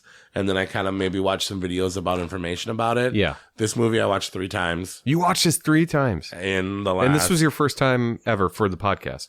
Yeah. Right? Yeah. Because first time I ever saw this was last year only. I watched it and I was so into it, I forgot to take notes. Oh, okay. So I played it again. Yeah. And then 3 days later, my buddy Paul came over and we had You showed Paul this? Well, we watched Highway to Hell together. Oh, very cool. He really loved Highway to Hell, which is also a 1991 movie. It might be number 1. I don't even know. But Highway to Hell from the Cars episode. Who knows? Yeah, we did talk about a lot of the Cars. He was like, dude, I love that movie. That movie was weird. I don't really get into movies no more, but that one was cool. Yeah. And he was like, I want to come over and watch another movie with you. And I was going to watch a different movie on this list. And he was like, that's not really what I'm looking for. And I was like, all right, fuck it. I'll watch this movie again. I watched this movie 3 times in a week. And that's 3 pizzas you burnt? Did you burn up 3 pizzas? I burned a pizza in a bad movie, which was weird this time. But but that could have just been me. You know what I mean? I don't know. But he loved the movie. I love the movie. Each time you watch it, it actually gets more brilliant to know where it came from, what they were trying to do, what they had to make it. Yeah. I love this movie. I love this movie. And this is going to go up in the rankings with Demons, Night of the Demons. Wow. And when you say, Corey, what movie should I watch? Give me a deep cut. Yeah. This should be it. There's nothing out there, dude. Yeah. And then at the end, how they find the girl from the beginning. And then they kick her a boot or give her the boot. And, it's just so much fun. I don't even have the words to express how much fun this movie is, how it captures the spirit of the 80s just being over and everything that was great about the 80s. It still feels like an 80s movie. Leading us into the 90s. Yeah. This movie is a movie that nobody's ever heard about, that you got to watch. Great for parties, great for getting baked, great for... Yeah. That's actually really a high recommendation. If you don't have fun watching this movie, you're dead. You might as well take your dead dick and go. Well, we get screwed. We don't like dead dicks, that's for sure. Take your dead dick, because if you're not having fun with this, you got a mummified penis. That's a really brilliant analysis. Jesus Christ, how do I just try? I can't believe I'm trying to say something serious. If you don't like this movie, you got a mummified penis. No, but that is a brilliant analysis of this, is because it's got the meta stuff of the 90s, but it has the feel of the 80s horror, especially going away to camp or a summer home or something like that. And so that bridges the gap between the decades so well. And it's super cheesy. And it's such a B movie, but the charm alone on this thing is just like in spades. It's so fun. You're probably not going to be impressed by the monster, but you're going to like it. No, it's a puppety looking fucking thing, but it's so fun. It's a very it's an alien Belial, Yeah, pretty much in nature, but it's so cheesy, but in the best way possible. This movie got me excited like Mystics in Bali did. Yeah. Yep. How is everybody not talking about this? Why is this not the topic? Well, Mystics in Bali is incredibly hard to find, right? You can find it on YouTube. Blah. You found it on YouTube. That's the only place that it exists. This movie is on Tubi. It's on Prime. It's everywhere. But I own it on Blu-ray. Much later. It was very hard to find. It was very hard to find, but it is easily accessible now. And if you aren't going out, we're not the only. I'm not the only one that is like, wow. Oh my God, no. Like this is one of those now that since we're having this like horror renaissance where everything. Friday the 13th meets Scream. Yeah, but like everything is the long lost VHSs that have been out there that people saw on either like a late night show or a VHS a long time ago and have been out of print. All of that shit's coming back today. They're just digging them out for better or worse because there's some shit that's coming out on Blu-ray or 4K even. But this is one of those gems where you're like, I've never heard of this movie. I'm just going to pick it up. It seems to have this cult following. And you watch it and you're like, holy fuck. Yeah. I wish I could have seen this back in the day. Should have been enjoying this movie for so long. Yeah. And I had that same experience last year, and I'm so happy that you had the same exact experience this year. 3 times, which is kind of crazy, but I watched it 3 times. But and sometimes Corey and I's low budget tastes differ on the podcast. There's no doubt about that. But like both of us, this is a great, fun, cheesy movie, and that is. There's Nothing Out There at our number 4 spot, and I see that you just grabbed a Chucky mask off the table tonight. Yeah. Which only means I was that wondering our number whose that 3 was. is Just Child's kidding. Play 3. Yeah. Yeah. Chucky does the army base. So here we are. Corey's putting himself into a full-on Chucky mask, Oh my which is God. somehow that is 10 times more terrifying very than Chucky weird. has ever been, right? That's very weird. It's really, really not cool. Isn't it a good mask? That is so weird. Isn't it a good mask? It's a very good mask. okay. Yeah, it reminds me of that crying baby mask that Carrot you Top. often see. It's Carrot Top with the crying baby mask. Yeah. Can you actually hear me when I talk? Actually, well. pretty good. Yeah, way better than the Friday the 13th mask. So this movie. Could you stop looking at me with that mask on? Yeah, close your eyes. Jesus. This movie is the creator's least favorite movie. The creator of Chucky. He Talk didn't like right at this that movie. microphone if you're going to wear that. It was made 9 months after part 2, Okay. but I think that this is one of the best Chucky movies ever. The garbage disposal scene. They actually changed the mask to look more like. Look right at that microphone if you're. They changed the mask There so you go. that Brad Dourif or Brad I Dorff. can't believe I'm humoring this. You just talk right into the mic if you're going to be Chucky. Yeah. It's kind of hard to hear if you. No, while you're taking the mask off. Yes, I 100% agree with you. A lot of people do not like. They rushed it. It Yeah. was 9 months. So it takes place like 7 years after the second one. Yes. But it came out 9 months after the second one. They did rush it, but the beginning is awesome. The creation of the blood falling in the batter or the plastic, and It's such a good thing. Even Andy though that should have Barclay made Gro- a bunch of different Chuckies, but still, yeah. well, that was the original plan, and then they actually recycled that idea for Cult. You're right about you're absolutely right. That was the original plan, and that's one thing that I remember Don Mancini talking about this in an interview that I watched, is that he had such big plans for the third film. but in they the were like, "No, franchise. just get it out. Number 2 was such a big hit. I want it out right now." And they I didn't want it give out him right the now. budget. They didn't do anything like that. They said, so you "Make had to it go right with now." one Chucky. And I don't know. And no, man. no, it's got to be somewhere different. So they did the military thing, and then they switched it. There's also the carnival thing. Not even close to the worst Chucky. Fuck off if you think it's the worst. What If would you it's think is the worst? Well, we've already talked about this. We don't like Seed. Well, yeah, Seed is worst. Yeah, okay. All right. We have Seed talked about has this its own already. thing, but it's kind of like Freddy's Dead in a way.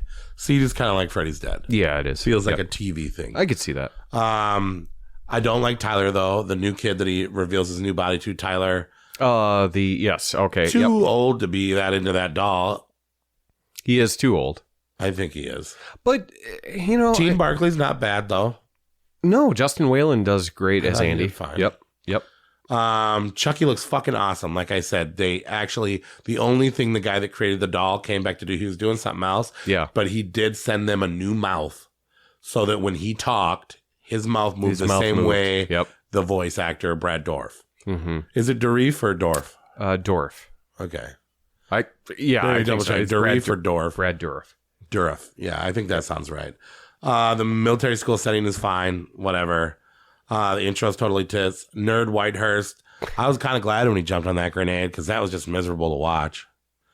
There's some the nerd. secondary villains that aren't Chucky, like the haircutting guy, the drill instructor teen, and the guy that kind of runs the thing that throws away Chucky. I thought that was great. The 10th grade Sarah Connor chick that was the De Silva. which she was like, they just told me to be Sarah Connor, so I tried to be Sarah Connor. Yeah. I thought she did all right. I think, I definitely agree. The bullet switch was a very nice touch. I loved bringing like Chucky's malice, is where it's not so much stab somebody to death. He's a doll. He's got to think with his brain. Yep. I thought that was awesome. Although I did want them to kill a lot more people than the one guy. Yeah, one guy has a heart attack in this one too. Oh, yeah. Like, so it's Wow, and, the kills are a little weird. No, the ruthless killer from the Vietnam War couldn't handle seeing a doll talk and died. Right. And then what does Chucky say after that? Unfucking believable or something. Oh, yeah. You gotta be fucking kidding. Yeah, you gotta be. I think that's and he what was it supposed is. to be the toughest war hero guy, but he's afraid of a doll. Yeah. And then after we get through all the military stuff, the carnival, what an awesome setting, even though I like it. Yeah, it makes no sense, it's right? a very small carnival. And then Yes. when they get into the roller coaster inside thing, and how he's like shooting guns and killing people, but people are still riding the ride. Yeah. Like, they didn't turn off or the giant fan at the end too. Yeah. You could poke fun at that. I know a lot of people I actually do. love the fan. I love it too. And I think love the it's a way great Chucky looks. I think that Chucky with his face sliced off looks Very cooler cool. than the Bride of Chucky stitched up shit. 100%. I think that looks I way would have better. I think loved that they should use that more in dolls and masks. hot take. That's the scariest Chucky. Missing face Chucky. Missing face in As 3. far as Yep. the actual face goes, this is probably the best. Scariest The new Chucky. mouth and the facial expression, the animatronics and the doll are very good in this movie. Yeah, I really like this one a lot. The fan blade death, I think is so. You got the stick them up with the tubes and melt them with plaster, and then you got the fireplace in the beginning. And shot and a bunch of different I think that this one is just as worthy as the first two. That sliced Oh, up it falls in the into a fan blade. Yeah, for and he sure. gets chopped up into fucking pieces. Doesn't he get his hand chopped off too? Oh, like yeah. beforehand. Yeah. Yeah. Yeah, he gets or no, fucked that's up. number 2, where he puts the thing in. He's got the knife for a hand. That's number 2. Yeah, but I thought he also lost his hand on this one Might too. happen But in yeah, this anyway, one, too. fuck it. Doesn't matter. They do the Ash Williams thing there. Yeah. But yeah, I think that this is an underrated movie, and it might be the time where I watched this one a lot as a kid.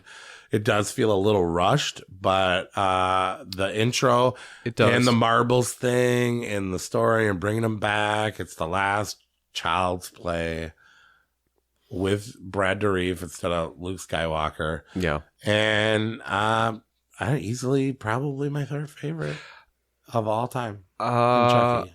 Yeah, We'll talk a little bit more about our Chucky ranking. That might be soon. We will. Yeah, But I could see it being the third best. Okay.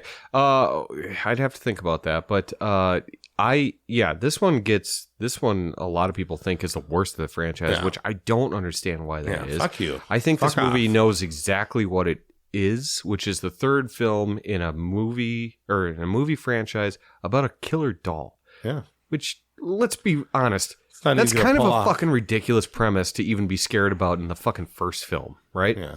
Somehow they pull it off in the first film. In the second one, that sequel is better than it has any reason to be. Still not great. I think it's a masterpiece, man. The second one? Oh, yeah. And the first one. I'm just saying. I don't think it's a masterpiece. I love it. Like I think it's. This was I my think it's a good gateway one. movie. This and Puppet Master were the first 2 horror movies. 3 No. or 2? No. The original. Oh yeah. Okay. Sure. Child's Play 1 and Puppet Master 1. But 2 were the is 2 better. movies that made me decide that I want to love horror movies when I was a very young child. But 2 somehow hits a stride where it's better than any reason why it should be that good to a sequel to a fucking killer doll, which is ridiculous, right? He doesn't like dolls. If it was a G.I. Joe thing, We'll would you be get into it? to that maybe next episode. But then you get to 3, and they're like, let's just fucking lean into it. Let's let Brad Dourif take hold of Chucky, and let's just put it in somewhere fun, a military You got school. that smiling Chucky lipstick face available? Show it to them. Oh, no, I don't have it available. Oh, Sorry. okay. Well, but it knows exactly what it is. Brad Dourif, they're just like, hey, let's take the gloves off, go nuts. He's so fucking funny in this. He gets to say his classic line of "Don't fuck with the Chuck," but also that I laugh every fucking time he gets dumped into that trash can. Yeah. And he's just screaming, "Ah, shit!" No, that would be the So worst funny. way to die. It's so funny to me. But he's just such a little fucking little troll of a doll, and it just leans into him, and he's just saying F words left and right, and he's just killing people left and right. What is This is when the girls put the makeup on him and a lipstick, and Yeah, right. he's adorable. Yes. But it's Chucky. I'd let him kill me. Tucky. It's Tucky. It's Chucky being Chucky, and in the best way possible. And I don't mind the military thing. Oh yeah, he's missing an arm and a hand. Yeah. Yep. Okay. There's still some creepy moments in it. Some of the deaths are kind of weak, like we already talked about the heart attack. I already mentioned this before Kind of too. weak deaths. Yeah. In comparison to 1 and 2. Oh. Yeah. I mean, one guy doesn't even. Yeah, it gets like you said, the heart attack death. The way Chucky goes out though is awesome. I think this is worthy of it. I don't know why he gets that much hate. A lot of blood for a little. Oh yeah, he's super. Yeah, he's a toy. gusher. He's a gusher. He's a gusher. Yeah. But yeah, I think this is a super fun sequel. And if you're a Chucky fan, I mean, I don't know how you don't like. If you don't this like movie. Child's Play 3, fuck you. And your mummified dick. Yeah. So yeah, you probably So goodbye. Yeah. probably got dead dick. Oh my god. And we do not like dead dicks We on this hate podcast. dead We dick. hate the dead dicks. All If right. you show me a dick, it better be alive. So, and on that note, we finish our number 3 at tonight, which is Child's Play 3. Moving on to number 2, which is an odd one. I don't know how I'm going to go with this one, but it's The People Under the Stairs. Wes Craven's The People Under the Stairs. Yep. It has been highly debated on whether or not this is one of Wes Craven's best films or one of his worst films. It reminds me of a lot of other films. There is new news that Jordan Peele is producing a remake I've heard that. right now. Oh. Just as he did Candyman, he has acquired the rights to produce. But who knows? That could be a rumor too. I wonder what direction they're going to go with that. I mean, it's kind of like Don't Breathe, right? But fucking nuts. Yeah, well, this... And you remember this movie is more of a serious movie. So this movie is about It's not. poor community that are living in a decrepit, awful apartment building. And the landlords are making it worse and worse and worse. And I think it's important to highlight their poor black family, too. Yeah. Right? Because there's definitely a lot of race components in this film. So, yeah, poor black family. And so they're going to rob the landlords. They figure out where the actual slumlord landlords are. Yep. And they devise a plan, and they're going to go steal their money back because those people didn't deserve it. And so they can't. So we meet these two characters, Mommy and Daddy, right? Is their names? Yeah, but they're brother and sister? Well, you don't find that out till later. Well, sorry. And they have been keeping humans locked in their basement and feeding them other humans. So there is a horde of cannibalistic, zombie-like creatures in the walls and locked in the basement of this house. Kids. While they have... Zombie-like kids. Yeah, teens and kids. Teens They're and teens kids. now. I bet you they were kids when they got put down there. Yep. And there is one guy that kind of got loose that's running along the walls. And there is a daughter that they have that they trap in there and keep her sheltered from the outside world. She was in fucking Escape from LA, right? She's the president's daughter in Escape from LA. Yeah. Wow. And then the guy in That's the where I've seen walls, her. he's famous from something. AJ too. Langer, right? Yeah. Yeah. No shit. That's her. And there's this kid named Fool, who is the coolest of the robbers. And there's also Ving Rhames in there too. And he ends up getting locked in the house and running through the walls. Yep. And they can't catch him with the dog. And Daddy is played by Everett McGill, who was in Silver Bullet. Yeah, as the werewolf. Yep. Spoiler alert. And then he eventually puts on a full course gimp suit and grabs that shotgun. Yeah. And I gotta say, for Erica, one of the best dog deaths in horror movie history. Because he's celebrating afterwards? Look, I got him. And then he finds out that he accidentally killed his dog while he's running through the walls trying to catch some starving cannibals. it is goose wild nuts. It's inbreeded cannibal class. The division of wealth. So they're hoarding wealth, and they're letting people live in squalor. Yeah, the classism. The old white. Yeah. Yep. This movie was actually inspired by a true crime story from the 70s, where this couple kept their children captive in their basement. Oh, really? And Wes Craven happens a lot more than you think it does. Yeah. In horror in films. the 70s. Maybe. Okay, good save. Thank you for not having the police descend on this podcast. Yeah. It's actually not that uncommon in Wisconsin. It's not in Wisconsin. Yeah, you're right. You're right about that. Yeah, so this was okay. So I just want to preface that I put this on my list at number 3. I had it at number 2. Okay, and it ended up at number 2. So even with that being said, I don't know if I like this movie or if I don't like this movie. There are things that piss you off. But it's fucking fascinating. Daddy is annoying. He is. But also, yeah, captivating. It's totally captivating. There's so much and everybody calls movie. This a horror comedy too, but I call it a crazy horror. I don't think it's that fucking funny. I don't find the humor in it, but I find the craziness to it. This movie is akin to like Hosua. Mm-hmm. It's not that crazy. It's not that crazy, but like the shit that happens in this house is fucking he's got traps. He's got this normal looking house from the outside. Yeah, and with never giant fucking just when you think it can't get like, any weirder, it does. There's cannibal kids in the basement. He's running around in a gimp outfit.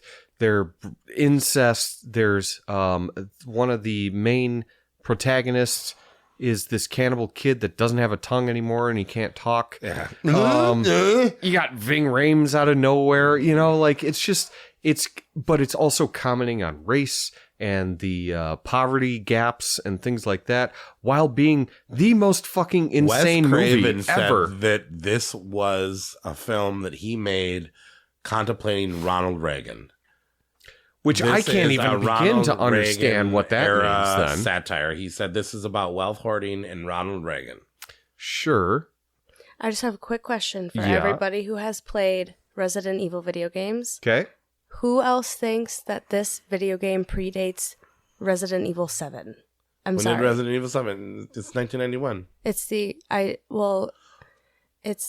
just so similar. You think that this movie there's Daddy, influenced? There's Daddy. There's probably people did. Hidden in places. There's same with Texas Chainsaw Massacre. These are the two movies. I just remembered where the tongueless guy is from. He's Sean Whalen. Yeah, he's one of the McPoyle brothers, and It's Always Sunny in Philadelphia. Is he really? Yeah. Oh, I'm sorry. Oh no, I just want.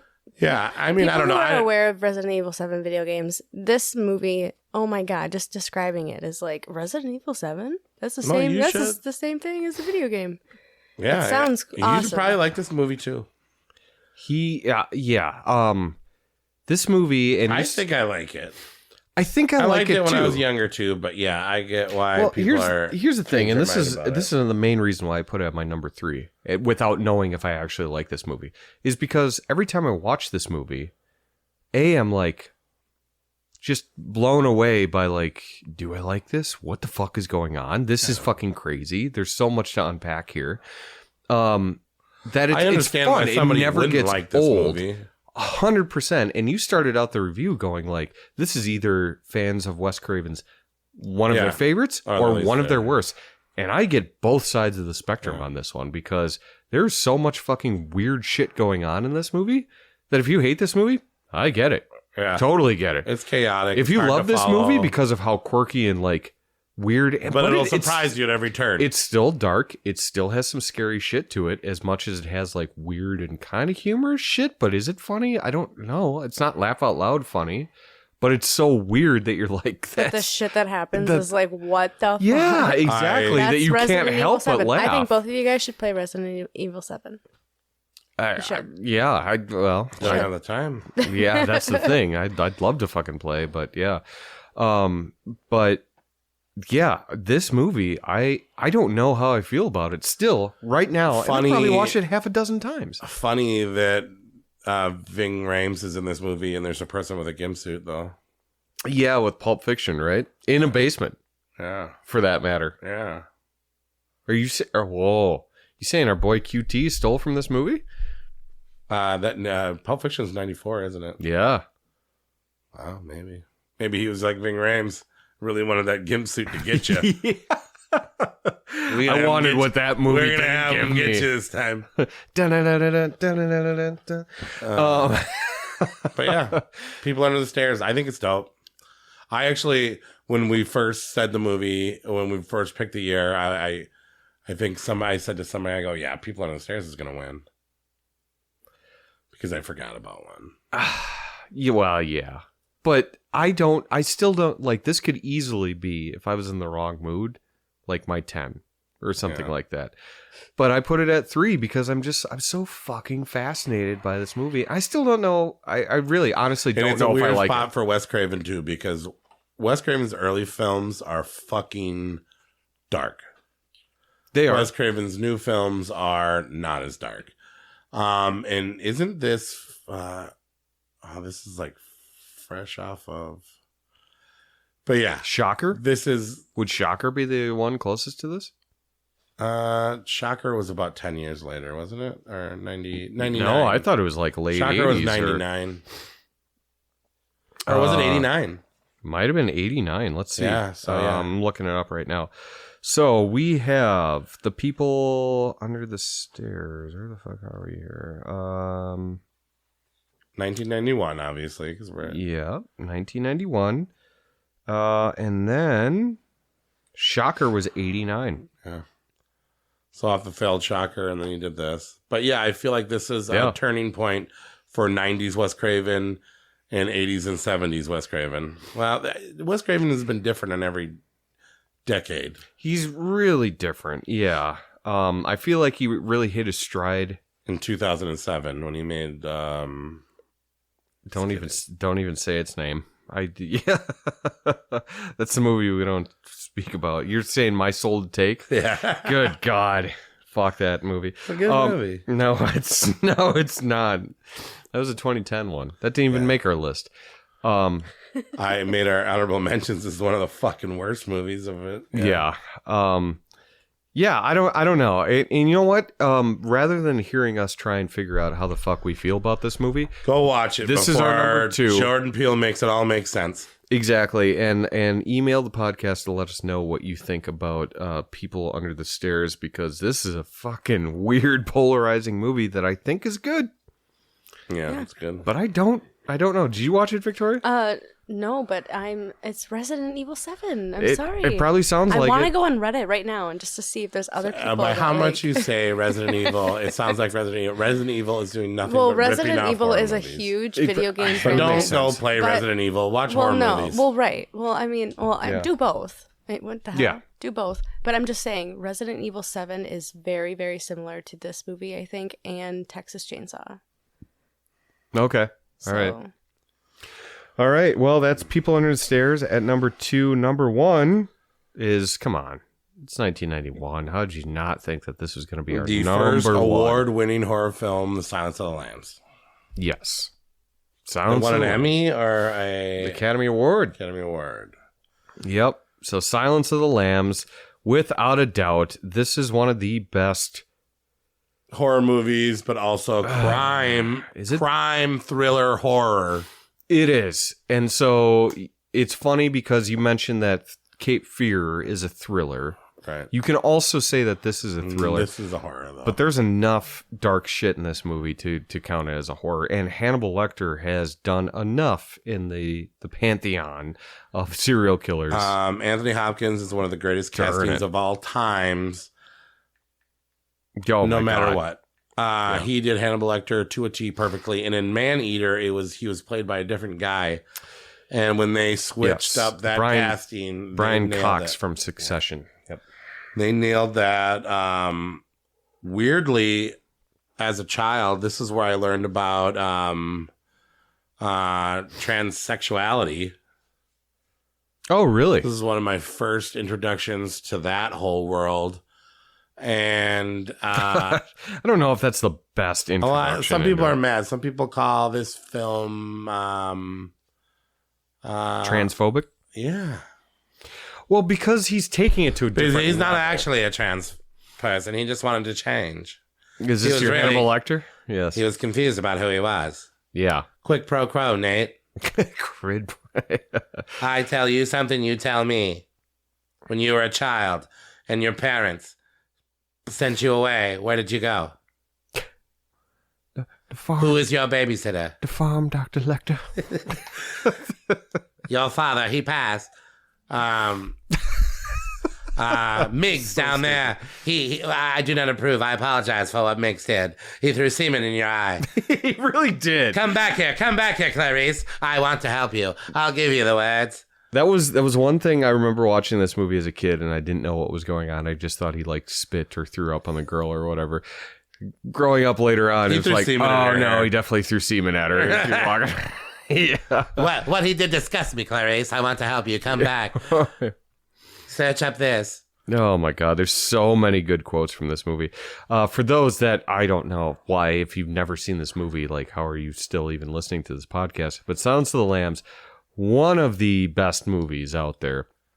No, and every time I watch it, I forget and I remember. And Why this movie's so fucking good. No, dude, you 5 minutes in, everything you do, no matter what you're mad about, no matter what is bugging you, what you got to worry about, if you start this movie, you are engulfed in the movie and you will watch this movie until the end, and you will be surprised and you will fall in love with this movie every time you watch it. Yes. There's a lot of details.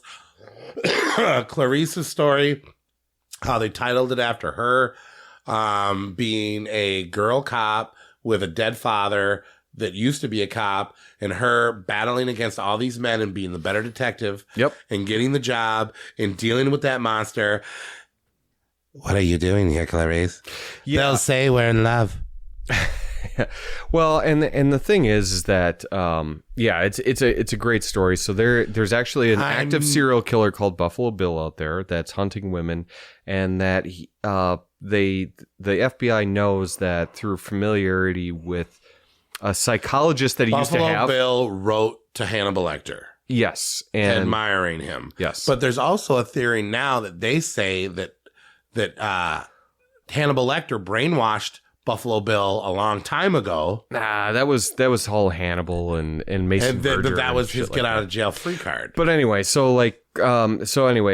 an active serial killer, Buffalo Bill, who wrote to Hannibal Lecter, who is a crazy, the smartest guy on the fucking planet. Let's be honest. A psychiatrist turned serial killer that is now in state penitentiary, and so They think that he kind of gets more chatty with young women, so they send the new rookie. Well, he hadn't seen a woman in years. Right. Hannibal Lecter hasn't even seen a woman. So they send the new rookie, Clarice Starling, in to interview Lecter to try and get some information out of him to catch this Buffalo Bill killer. What is it that Mick said to you? That he can smell your... What? Me? I cannot. But I do know what soap you used this morning. He could smell the soap on her hand, but he could not smell her vagina. He's called Hannibal the Cannibal, and not only did he kill people, he also ate them too. So, some of the best performances. Jodie Foster, awesome too. She won an Academy Award.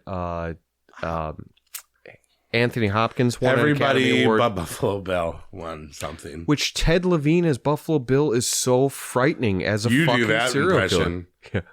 I'm Hannibal Lecter, and Would you fuck me? I'd fuck Is she a great big fat lady? Yeah. Oh yeah, I remember. Yeah. She a great big fat person. Yeah. Yeah, and then he's in. Yeah, he borrows inspiration from Ted Bundy, and he's in that van with a cast on his arm. Oh yeah, that's Ted Bundy, and then the Ed Gein references. And we've talked about this before. Can you help me with this couch? Is Ed Gein supposed to be Buffalo Bill, or is Ed Gein supposed to be Hannibal Lecter, or is both? I would think Ed Gein would be Hannibal Lecter, and Ted Bundy would be Buffalo Bill. No, but Buffalo Bill peels the skin and makes lady suits out of the skin of his victims. He does, because he's transitioning. Yeah. That's Ed Gein. Yeah. So, but he also was a cannibal, so that's Hannibal Lecter. I think Buffalo Bill is Ed Gein. I don't know. I mean, well, that's the thing is that there's a lot of Ted serial Bundy killers that get encompassed in this. Yeah. I don't know if Buffalo Bill was, but I mean, yes, the American girl in the car. Can you help me out with this? Yeah. Hey, you bought a size 8. Size 12. You bought a size 14. 12? Whatever. You bought a size 14 and you size 14. She's a size 14. Yeah, I don't know girl sizes at all. I'm just throwing out numbers out there, but I just probably insulted very many skinny girls out there. But yeah, anyway, just incredible from start to finish. Exactly what you said. From the first 5 minutes of the film, you are sucked into this movie.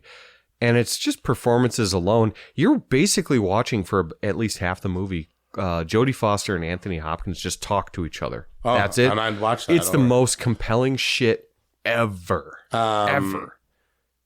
Catherine Sals. One more question. Did you breastfeed? Oh, yeah. Harden your nipples. Yeah. Toughens the nipples. Yeah. Take this thing back to Baltimore. There's so many one-liners. But then all anybody ever talks about is the Pink Flamingos wiener tuck. Yeah. In the fucking lotion in the fucking basket. Yeah. Yeah. Which is a very Don't iconic hurt my scene. dog. Does the dog die in this one? No, the dog does not die in this one. Give me back my dog. Yeah. I don't want to hurt this dog. Fucking A. Yeah. And Hannibal Lecter's escape, horrific to a degree, where he gets cuts off a face, pulls a saw before saw, puts on a face, acts like a dead body. They take him in the ambulance. He kills. He gets away. He goes kills a fucking thing. And the reveal of that when he rips off the face in the ambulance and is so fucking good. Face or chick's face or Hannibal Lecter. I don't care. This makes me a bad guy. Like I was kind of joking about the Robert De Niro thing, although there were parts where I did root for Robert De Niro, like when he got jumped. But 100% all the way, I'm rooting for Hannibal Lecter. Oh my God, yeah. I want him to live. He's so charismatic. What is it that he said about Clarice when he called Clarice after she gets into the FBI? And he goes, "Don't worry, I won't come after you, Clarice. Yeah. The world is a better place with you in it. It's a much more interesting place with you in it." Yeah. And that's the way I feel about Hannibal Lecter. You can go out there and eat people. I want you in the world. Well, and the fact that he's going over after that piece of shit Frederick Chilton. Shitty people. I mean, every once in a while, the wrong person will cross his path and he'll eat him like an animal. But he goes out there and he kills rude people. He eats people that suck. And Chilton was a rude person when he says, "I'm having an old friend for dinner." Yeah. Yeah, it's so good. And then even in Hannibal, he only kills bad guys. Yeah. Piece of shit people. Yep. Yeah, it's really great. And then there's not a slacker in this entire, like even her boss, Scott Glenn, you like her boss. Like he's a cool dude. Just such a fucking and honestly, movie. It's great for femininity too, the way how they show Clarice's struggle with being a woman in a male-oriented society. Yes, 100%. And like her having to fight for the job for everyone. Some of the smartest killers out there. She's able to outwit them, yes. So there's a little bit of everything for everybody. The cannibals are going to like this because Hannibal Lecter. The crossdressers are going to like this because of Buffalo Bill. The Pink Flamingo fans are going to hoot and holler. It places the lotion in the basket. The fucking basket. Yeah. I love that. They're supposed to lotion in the fucking basket. Yeah, I do that sometimes, though, where he, like, if I say something once, and then I say it again. You have to say it louder. Then in my mind, you say it like Buffalo Bill. Yeah, so like I'll say something because that's the whole scene is like your places the lotion in the basket. She doesn't do it. Okay, yell at Victoria about the cough drops twice. Okay. Don't open the fucking things. It unwraps the cough drops off mic. Oh. Now say it again. It unwraps the cough drops off mic, or else it gets the hose again. The hose. Open up the fucking things. Just open the fucking cough drops off the mic. He just freaks out. Just put the fucking lotion in the basket. I love that every time. But yeah, no, this is a fantastic movie. This is an Academy Award winning movie, and this is one of the best thriller, chillers, horror. I get why it won all the awards. I get why it's the first respected horror movie of all time. Yes. Well, The Exorcist maybe was the first respected horror movie, but Psycho, 1960 maybe. You know, Psycho, Halloween, all that stuff. It is in the pantheon of the best horror films of all time. If you have not seen this movie, rush to however you watch movies. Buy it. Don't just you're gonna watch it again. Buy it. It's Silence of the Lambs, number 1. And that is our top Savage 10 recap for 1991. Number 10, the amazing Shock 'em Dead. I urge you to watch that movie. Number 9, Body Parts. Nate's little gem. Yes. Number 8, Not for the Faint of Heart, Necromantic 2. Number 7, Party Movie of the Year, Popcorn. Number 6, arguably a pretty bad Nightmare on Elm Street, Freddy's Dead, The Final Nightmare. Number 5, Robert De Niro as a creep, Cape Fear. The creepiest. Number 4, There's Nothing Out There. Well, there should be more copies of that movie out there. Number 3, Child's Play 3. Number 2, The People Under the Stairs by Wes Craven. Number 1, Silence of the Lambs. Yeah, so that was 1991. It's Halloween. I thought there was going to be more Halloween movies on that list, but fuck it. It's also 1991, though, too. 1991 was a great year for Halloween. Nickelodeon was making great Halloween stuff. Burger King was nailing it with Halloween. That? I just wish the Halloween was more like the 90s. Oh, I definitely agree with that. I miss the old Boo Buckets. No, they brought those back. They're actually Happy Meals. They're not the same, though. We had the full-on lids back in the day. Some scary chicken nuggets upstairs. Oh, Jesus Christ. Burger King has the ghost pepper chicken fingers with the cool box. But we had some super cool things in the 90s. What the fuck was I talking about? Creepy crawlers. Do you remember that? Yeah, they weren't that cool. They're messy, and I couldn't do them good. It still allowed me, as a small child, to play with an oven to horribly burn myself. Well, left and right as I'm making wax easy bake worms ovens were and shit like that. Do you know what this is, Victoria? Creepy crawlers? Like the... Just make your own gummies. Yeah. Yeah. There's still stuff like that. Yeah, is there really? Daniel, yeah. It's got to be way safer than what we had. Boiling water, probably. Instead of we had steel molds. I remember... It's like an easy as a bake kid, oven. Yeah. Yeah. Yeah. I remember I was terrified of wax and like all the weird stuff like that as a kid. And Sunny's like, man, she ain't scared. Oh, fuck, man. I've still got kids aren't afraid of anything. Shit. That's why Halloween was nowadays shit. It's like, yeah. That's true. It's the parents that are scared, not the kids. Let's do some awards real quick. All right. What do you got? Best title, 1991. All right. Nudist Colony of the Dead. Very good one. Could you find that, dude? I could not everywhere find that for that. No, I did. In fact, now that I knew you were going to be looking at it so bad. I was trying to find that movie. Yeah. I couldn't find Killer Nerd either, which pissed me off and I was really sad about. Chinese Ghost Story 3, I really looked for. That movie looks amazing. Nudist Colony of the Dead, which is that a good title or is it just an eye-catching title? I think it's an eye-catching one. Voices from the Beyond, the Fulci film, I couldn't find. That's a Fulci film? Oh, yeah. Really? Puss Bucket, I couldn't find, but I was okay with that. And then the Guyver. You can find Guyver 2, Guyver 3 anywhere. Oh, yeah. No, that has not been released yet, I don't think. So, yeah. That's Mark Hamill's in that one, is he? Yeah. Yeah. Oh, yeah. Anyways, I did Necromantic 2 just with the spelling. I mean, that was... Yeah, sure. Probably You're embracing that German art got house the idea feel. in there. Best art. It should be Popcorn. That's what I put. Oh, okay, good.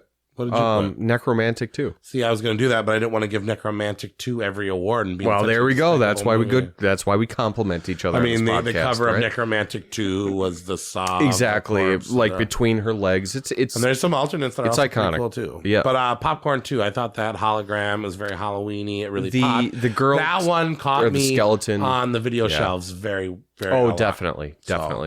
sound in a horror movie? Oh, 3, 2, 1. Shock 'em dead. Yeah, it's Shock 'em Just dead. because there was I'm a virgin. Can you play a little piece of that? I might be able to. Yeah, If you can. it's going to be tough to find. Otherwise, search up. But the fact of the matter is that I was giving it shit because it's very similar to a lot of the rock horror films of that ilk, right? This one, by far, the best music out of them all. You loved it. Oh my god! Like the fucking guitar playing in this is 10 times better than anything in Rocktober. I mean, the Blood. guy who was playing two ends. Yeah, but I mean, like there was some fucking talented guitar playing in this that even musicians should just check this film out. Shock 'em dead. Best sound. Very cool. Most underrated movie. Silent Night, Deadly Night 5, The Toy Maker. Okay. I tried to pick something that's not on our list since we're going to talk about it. And this one, for a 5th movie in a Silent Night, Deadly Night franchise, which doesn't have anything to do with the original. I mean, yeah. But that's where I'm like, it's a different Christmas horror movie. It is. Why is it 5? Yeah. So most people are going to be like, yeah, don't check that out. But it's actually fairly decent. You know, it's about an insane toy I have maker. the Vestron 3, 4, and 5. Yeah, me too. Or 4, 5, and 6 thing. Yep. I put There's Nothing Out There because I feel like nobody knows that it exists, and I love it so much. And that was a runner-up, but since I knew we were going to talk about it and fawn all over it, I didn't. Worst movie you watched? Worst movie? Alligator 2, The Mutation's really bad. Oh, yeah. Yeah, it takes place in a pond with a rubber alligator. It's pretty bad. I didn't have that on my list either. Yeah. I had Blood Massacre. It's I didn't watch that one. Yeah, I mean, it's a video. Some guys making shot on a video in their yard. Oh, okay, yeah. Overrated. 3, 2, 1. Say the same thing. Sometimes they come back. Well, yeah. Oh, we were sorry. Count down and say it together. Was that yours though? Yeah. Oh, okay. I knew. But yeah, Stephen King. Rip off of every other Stephen King movie. It just felt too familiar and too boring. Yeah. I get why some people like it, but it was very I don't mind it. I don't mind it, but I know that some people really like it. I'd rather just watch a different Stephen King movie. Well, it's got like 3 or 4 sequels too. Yeah. Like this movie sometimes garnered they come 3 back or 4 again, sequels. and sometimes they come back again and again. Yeah. I believe is what they called it. Coolest character, 1991. I got you beat. Okay, what's yours then? Well, if I'm going to beat you, then you got to go first. All right, Hannibal Lecter. Well, Are you going to beat Hannibal I don't know Lecter? if That's why I tried to make you go first. Bruce Campbell, Mind Warp. Okay, Bruce Campbell's Pretty cool in Mind Warp. Yeah. Well, he's pretty cool in general in every movie. And I mean, Hannibal Lecter is super cool, but he's also, is that the best? I mean, we're looking for the Ash Williams type character, not the. There's a reason why I went with Hannibal Lecter. I mean, you as my can't pick coolest Jason. character. Jason's the coolest character, but you don't give him coolest character, right? He's the villain. Why can't I? I don't know. I don't do that. I think you're rooting for him throughout the entire movie of Silence of the Lambs. So he's not really the antagonist, right? Because you're actually rooting for him. Even though he's killing people, like you're still like, I want him to escape. It's going to be fucking awesome. So that's why I gave him I didn't put him in like the monster killer spot. Yeah. That's why I gave him the coolest character. Yeah, fair enough. Bruce Campbell. That's a good one. But that's a good one. That's a good one. Did you watch it again? Yeah, I did. It's not bad. No, it's good. And I searched high and low to find a copy of that so I can own it. Yeah, it's good. I bought it digitally. Did you? Like an asshole. Yeah. No, you're not an asshole. Best Monster, 1991. We could have the same one. This is monster / killer, right? Yeah. Okay. I don't think we're going to. Okay, then you go. Max Cady from Cape Fear. Oh, really? Yeah. Okay. I think he's super fucking intense and brutal. Yeah. Okay. He bites a girl's cheek off. Yeah, and spits it out. Yeah. It's rough. He's a rough dude. I had the Monster and Subspecies. The fingers, the Nosferatu guy. Oh, Radu? Yeah. Oh, okay. And then I put in parentheses second place. He's the pretty alien cool. from There's Nothing Out There. Just because he was so stupid. Yeah, Subspecies didn't get any love on this list, but it's okay. Sequel's better. Crush. Okay. I had Tracy Lords from Shock 'em Dead with a close second to Brinky Stevens in Teenage Exorcist. Oh, I didn't watch that movie. I put Victoria watched a little bit of that one with me. And she did not like Teenage Exorcist, but actually that would have been my number 15. Okay. But wow. I thought it was kind of funny. It was just a little too corny and softcore porn. It was 1991. The 90s chicks are not my thing, so I went with actually Lisa Zane as Maggie from Freddy's Dead. Really? Yeah. She had a little something that she didn't get me there. I would have picked the popcorn chick over her. Yeah. I don't know. She was cute. Final Girl, 1991. 3, 2, 1, say it. Clarice. What? Dude, why do I am cocking this up. Okay, we'll try it again. You want to do this? I mean, when me and Anthony did it, it went fine. Okay, that's fair. All right, let's try it again. We'll shot of redemption. Okay, Clarice Starling.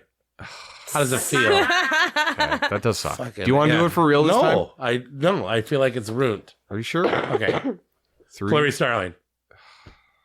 Now I did it to you twice, like you did it to me twice. Yeah, that hurts. Yeah. So I guess I win that one. 3, 2, Clarice. Hannibal Lecter. All right, yeah. So it's Clarice Starling. Final Girl. Why not? Of course. Franklin Award. Oh, Shelton, the bully from Child's Play 3. The kid sucked. Yeah, he does. He's pretty good in that one. Fuck that guy. That would work. And he has kind of a weak death in that one, which bummed me out because he only gets shot. I will give it to Nick Nolte. But he didn't die, so I can't give it to him. He's not that bad. He's not that bad, you're right. But anyway. Daddy. People Under the Stairs. As the Franklin? Yeah. Okay, that's actually a much better one. He was annoying. I killed him. I killed him. I killed him. What? He does suck, yeah. I killed him. Stop it.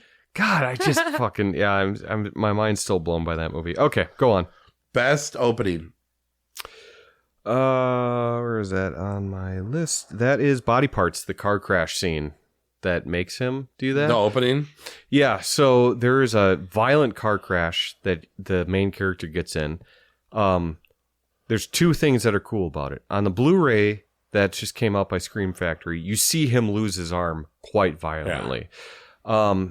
And also in the normal theatrical version, there is the car crash scene, but the stuntman goes fucking flying. He wasn't supposed to be launched as far as he did. Like, he gets launched and then into another car and then falls down. Miraculously, he was not injured in it. But they capture the whole thing, and it's some guy getting fucked up. The fact that he was able to walk away from that is very, very cool. But it's all real because they fucked up the stunt, actually, and it just looked good. I picked Child's Play 3, the reconstruction, and the almost intro credits. That's a great Child's one. Play 3. That's great. The music, the eeriness, the cobwebs, all the shit. Yeah. Best ending. I'm going to give it because I knew it didn't get much love. It's The Resurrected. There is a goopy flesh ripping scene at the end of that thing.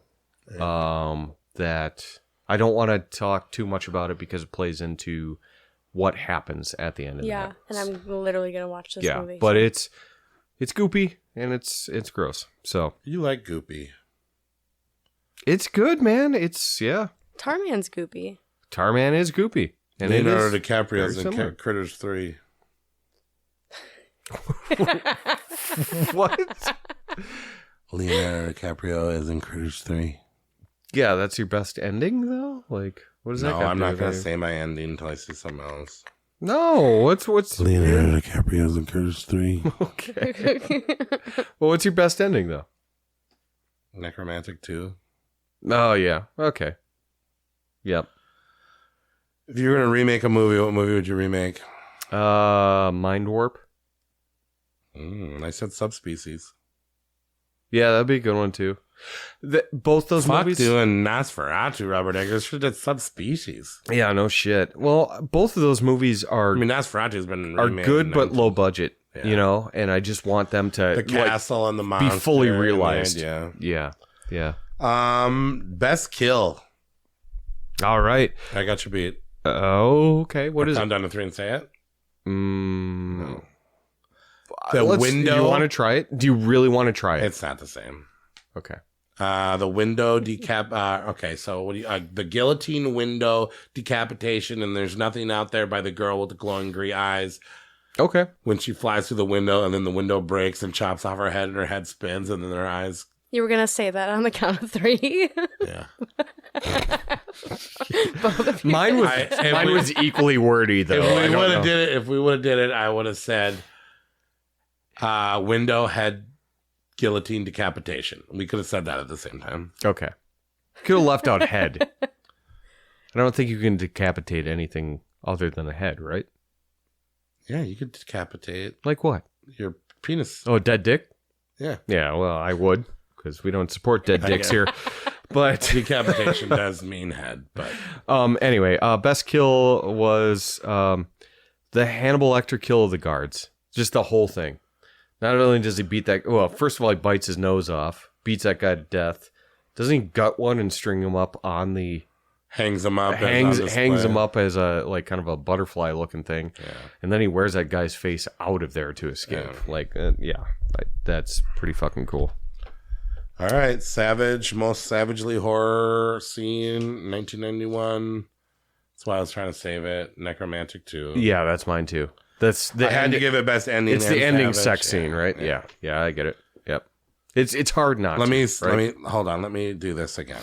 Okay, let me go to my notes here, and let me say it. Okay, and then there's the end.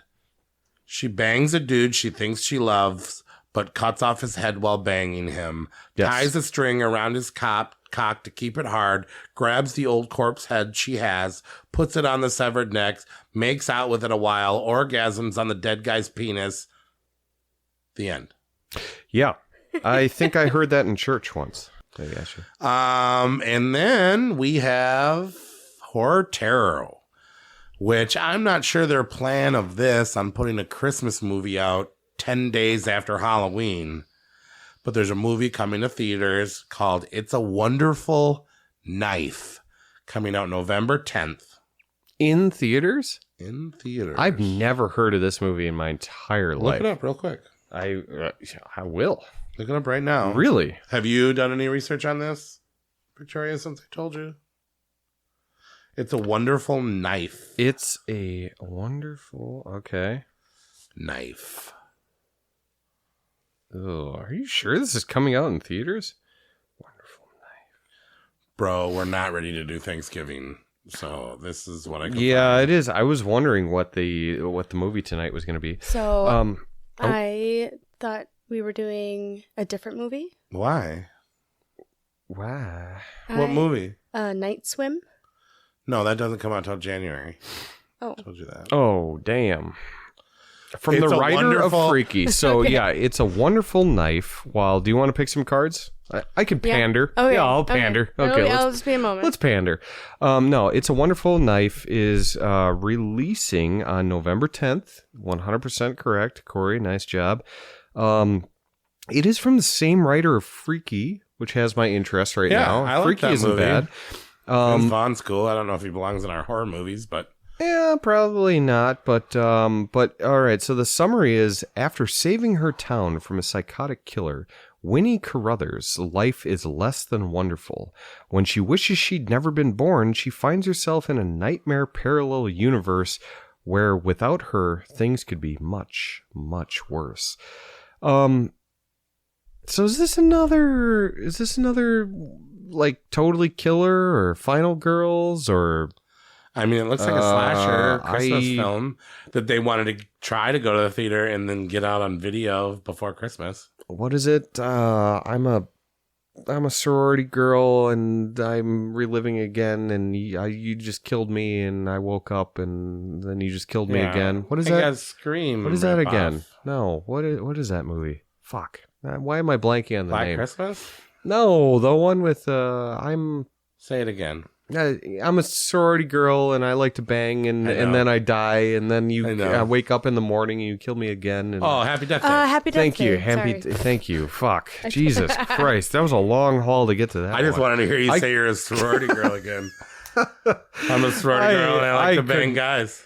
You would think that all the fucking gears spinning would have churned that one out, but no, I would have. If I would have, I was just listening to you, Sam. Jesus Christ! And I like to bang guys. That's all I heard. Yeah, yeah. And I thought you were talking about like in general, like all the movies that are like that. No, this is me pandering. Just me talking about banging guys. Yeah. How you doing over there, Victoria? Should we do it? Yeah, let's do it. Okay. Okay, so The King of Cups. This movie is going to be very creative, very inspiring. Okay. Okay. And A Christmas slasher. Yeah. Yep. Very creative. Okay. Yeah. And it's going to be a very different film, but very strong. Okay. Okay. Not very No dead dick. successful. Not very successful. I could see that. Yeah. Yeah. Well, you didn't even know it was coming. I've never heard I've of this seen a movie little bit before of in my ads entire for life. it. And you're sure this is releasing in theater? Well, I'm not. Well, Nate, is the best I could do. skeletons in your closet. It's time to clear them out. Okay. Nate specifically. Any negative thoughts you have about this film? You just gotta accept this film for what it is. It's gonna be great in its own way. Okay. And yeah, it might be not your typical take at horror, but it'll be very horror. Hold up. Wait a minute. Joel McHale and Justin Long are in this movie, and Right? Catherine Isabel. Okay. Yeah. Okay. Okay. maybe, Take it back. So clear out those skeletons in your closet, Nate. Wow. All right. Those are all people that have been in horror movies. Yeah. Yeah. And I like all three of those And people. they're all so been funny, and they've all been in horror movies. Yep. Yeah. So I mean, Hold up. Hold up. Wait a minute. Okay. And honestly, while you were playing, I'm looking this up on IMDb, right? And Okay. so they have like the trailer that automatically Okay. plays. Okay. Sound off listening to you guys talk. It looks intense. From the muted trailer that's playing here, which it just said Shutter, so maybe this drops on Shutter, actually. It actually looks pretty intense. Like there's blood flying everywhere. Looks like brutal kills. Yeah. It looks like it's going to be a hard R from what I'm seeing in the trailer right now. So Like, arr. Arr, arr. Jesus Christ. Was that a Nate should pirate? just be a pirate for Halloween. Hard R. Justin Long. Jesus Christ. Okay, so It's a Wonderful Knife coming out in November by the 10th. time you hear this, 10 more days, November 10th. Yeah. Awesome. Should we just close out maybe, since this is a Halloween episode, with perhaps what's the scariest things that's ever happened to us? Oh my gosh. I had a dream where I had a dead dick. Well, it's done. No, here. I actually did. We're done. I did actually have a nightmare once where I masturbated the skin off of my penis. Ouch. Okay. Well, I was. Now, are we talking about worst nightmares?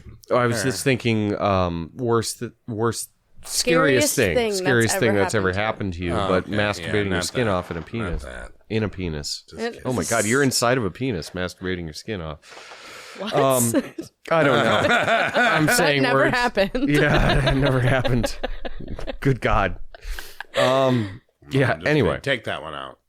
no, we gotta leave that in. Yeah, we gotta leave that in. Victoria, what? Oh, I'm not The starting. scariest Okay, thing you're I not need a starting. minute. happened There's to a me. lot. Yeah, I need Corey, to do you think have for a anything? second. I mean, I choked on a hot dog.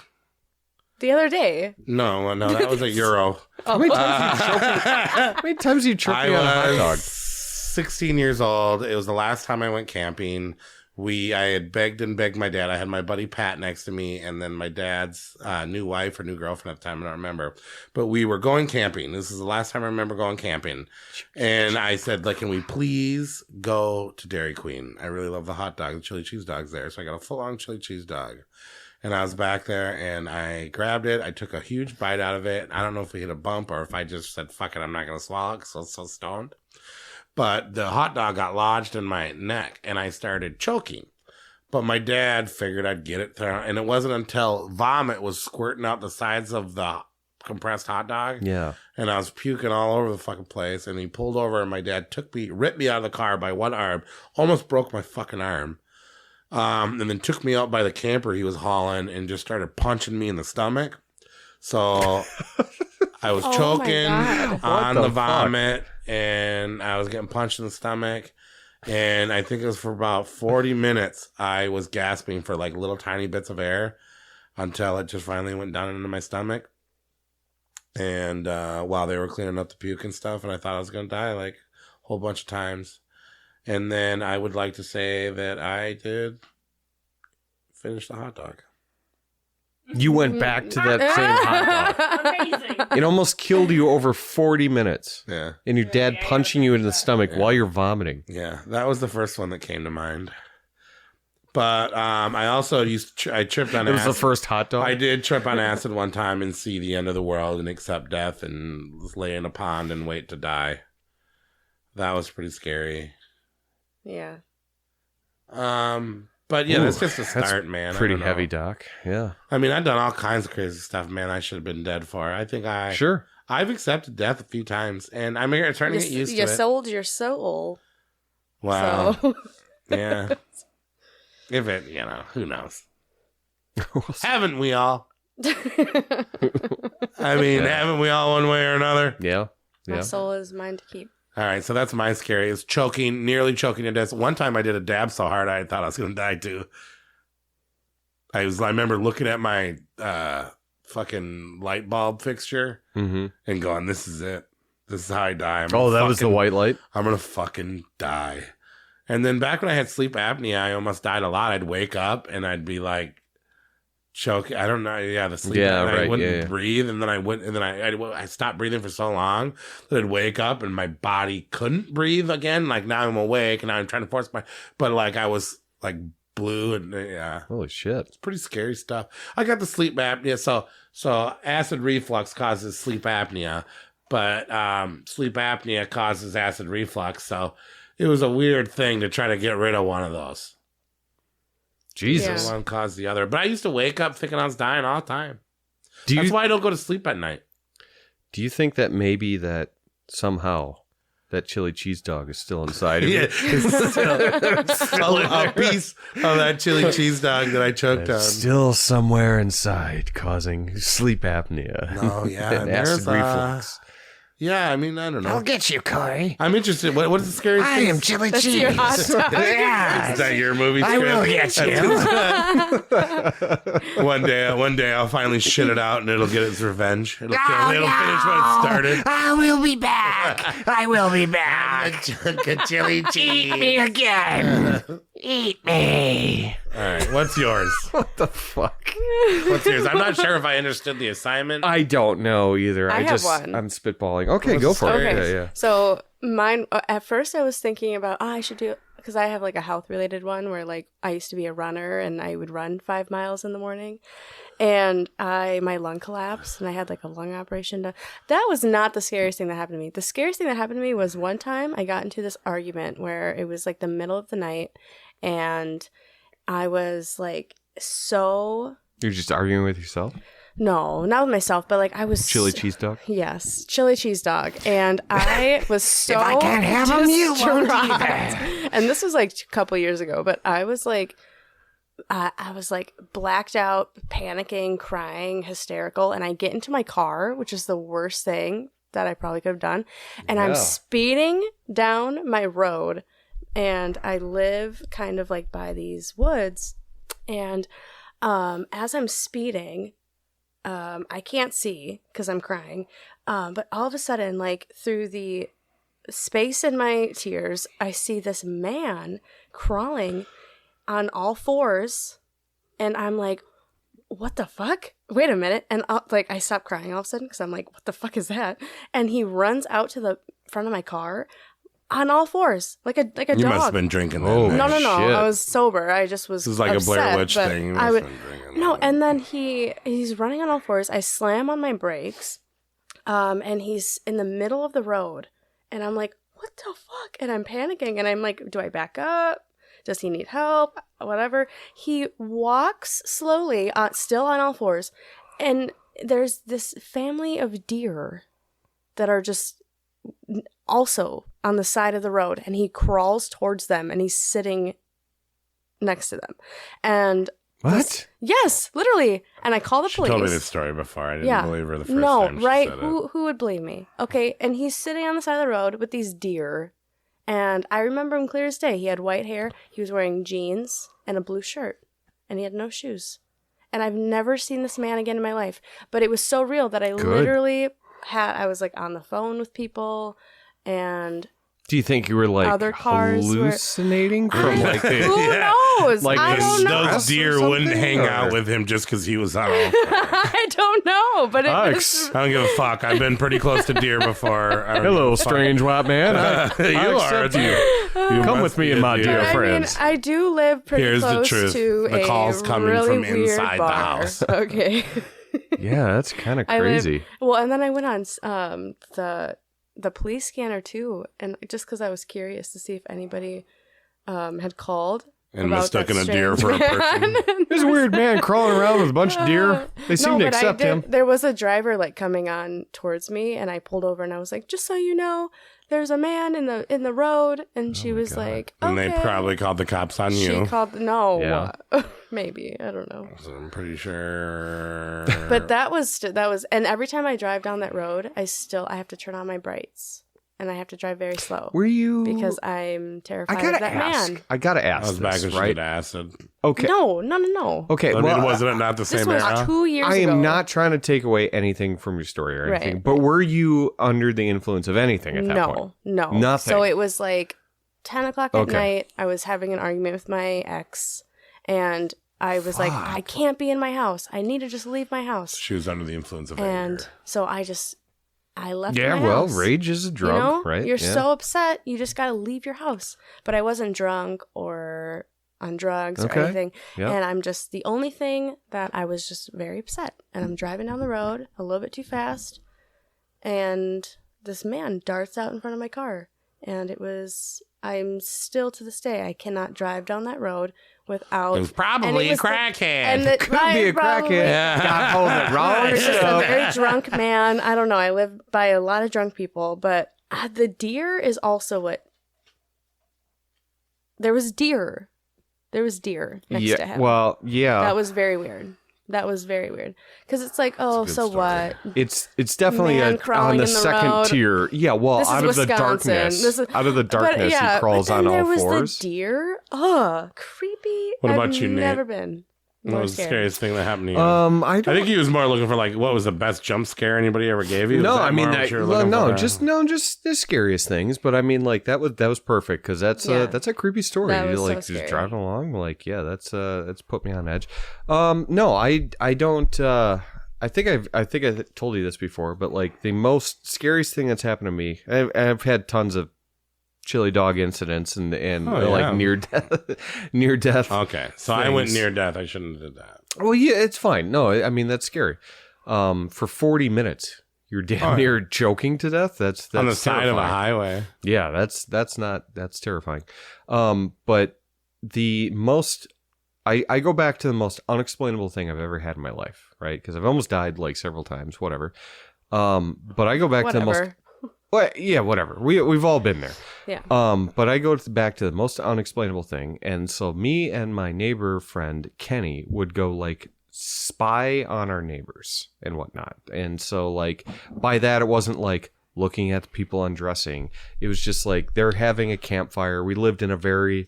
Did I tell you this before? No, I'm just getting into the whole you peeking in people undressing thing. It wasn't something like that. It was, we lived in a very like... If it wasn't, why did you have to point out that it wasn't? Because it wasn't like a perverted thing. We were like... I spy on my neighbors all the time. We were like 12 or 13 maybe. Well, it's just prime time to be... Yeah, anyway. All right. But it wasn't a masturbatory thing. Anyway.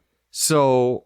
We lived on a very like secluded road where the neighbors were like spaced out and lots of woods. It was a deep north woods where we lived. And so my friend Kenny and I would like go and quote unquote spy on the neighbors, which is they're having like a campfire and all their families gathered around a campfire and whatnot. So we would go like hide in the bush and spy on them. This is already creepy. Well, yeah. And so, yeah. Because of you. Because of me. Because I'm hiding in the bushes watching you. Yeah, it was really weird. I don't really know what the end game was of it. Like, it was just to see how close we could get. Masturbatory. Yeah, well, yeah, until before we came. And no, it wasn't like that. But it was like how close we could get without being noticed and stuff. So we would like creep up on them. And it was still pretty far out. But I was in the woods across the street from my neighbor's property. And they're like off in the distance, right? And so we started out in this bush. And my friend Kenny goes ahead. And I'm next to this tree. And all of a sudden, like, I hear this. And it was like this weird growl, groan type thing. And I look behind me. You told the story last week. That is creepy. I don't know if I told it in the podcast. Well, no, what was the I think I told it off. I think I told it off there. campfire story. What He's was his talking name? about your baseball short story. Oh, yeah. That's Okay. different. I see what you're What saying. was his name? The Pacing Man. Pacing Man. Yeah. Sorry. No, you're fine. So it was like, and it was like a breathy growl. And I looked behind me and looked to the side, and I even looked up the tree to see, like, because initially I'm thinking like bear, Right. and the more rational side of me, because it's Dog. northwoods, I Wisconsin. Dog. Yeah. Yeah, but that would be on the ground. That would be right next to me, right? And if this was like right next to my ear type of thing. And so there's nothing around me. So I thought, I was just thinking bear. So I looked up the tree, northern Wisconsin, look up the tree, figured there was something up there. A bear in the top of the tree? They climb trees. Nothing around me. I had no idea where this sound came from. And it was a very loud, breathy, audible growl. And to this day, I don't know where it came from. I just assume it's an animal that with That's my rational like me brain. with that man. I'm like, No idea where it came from. And I did look all around. And as soon as I couldn't see anything, all of a sudden it was like, fuck, run. And I just got the fuck out of there. And I ran to Kenny. I'm like, we gotta go home. Like, blah, blah, blah. And so we like ran home. And so meanwhile, neighbors are probably seeing two kids just darted out of the bushes together. God damn, that Kids Row boys. Kenny boy must be in the bush masturbating again. Yeah, but no, that creeps me out. And like I said, the rational part of me is like, had to be some type of animal that I just couldn't see. But when I made a conscious effort to look around everywhere, even up above me, and there was nothing, I still don't know what that was. I just assume it's an animal. It was just Corey. But it freaked me out, man, and it was very loud and probably bassy. a bug in your ear. No, it was loud and bassy and like it was. There's bassy bugs. No, that's terrifying. No. Yeah, it like a wolf growl. It's probably crackhead. Goddamn leprechaun! I'm gonna uproot that tree. I'm gonna get me a backhoe. I'm gonna uproot that tree. I want the gold. Yeah. Right into the podcast if you know what that's from. But well, we'll be back in 2 weeks with a special dedication episode to Emily, dolls, and toys. I think we should add toys. Dolls, toys of horror. And I've been thinking about it and I didn't run it by you, but I think we should add, I don't know, I can't even say it because it'll ruin it. I think we should count that one. Anyway, so we have the dolls episode or killer toys, or I don't know. We're going to figure it out. Killer toys. It's the Thanksgiving doll dedication to Emily episode. Yes. And for those of you that don't know what that's all about, we had a listener that write it in. Damn Kids Row boys be masturbating that bread. Row boys. Yeah, right. Get write off it my everywhere, lawn. and they be masturbating in that fucking thing again. Get all them bushes, boys. You masturbating writing everywhere. Who are you pretending to be? I don't know. That's my neighbors from Louisiana in northern Wisconsin. Who set a booby trap in their tree. Yeah, Jesus caught one of them masturbate boys in the bush over there. They masturbate. We got to just stop it. Just stop. Oh, man. Fuck. God damn. All right. You're not going to finish talking about Emily? Yeah, no. No.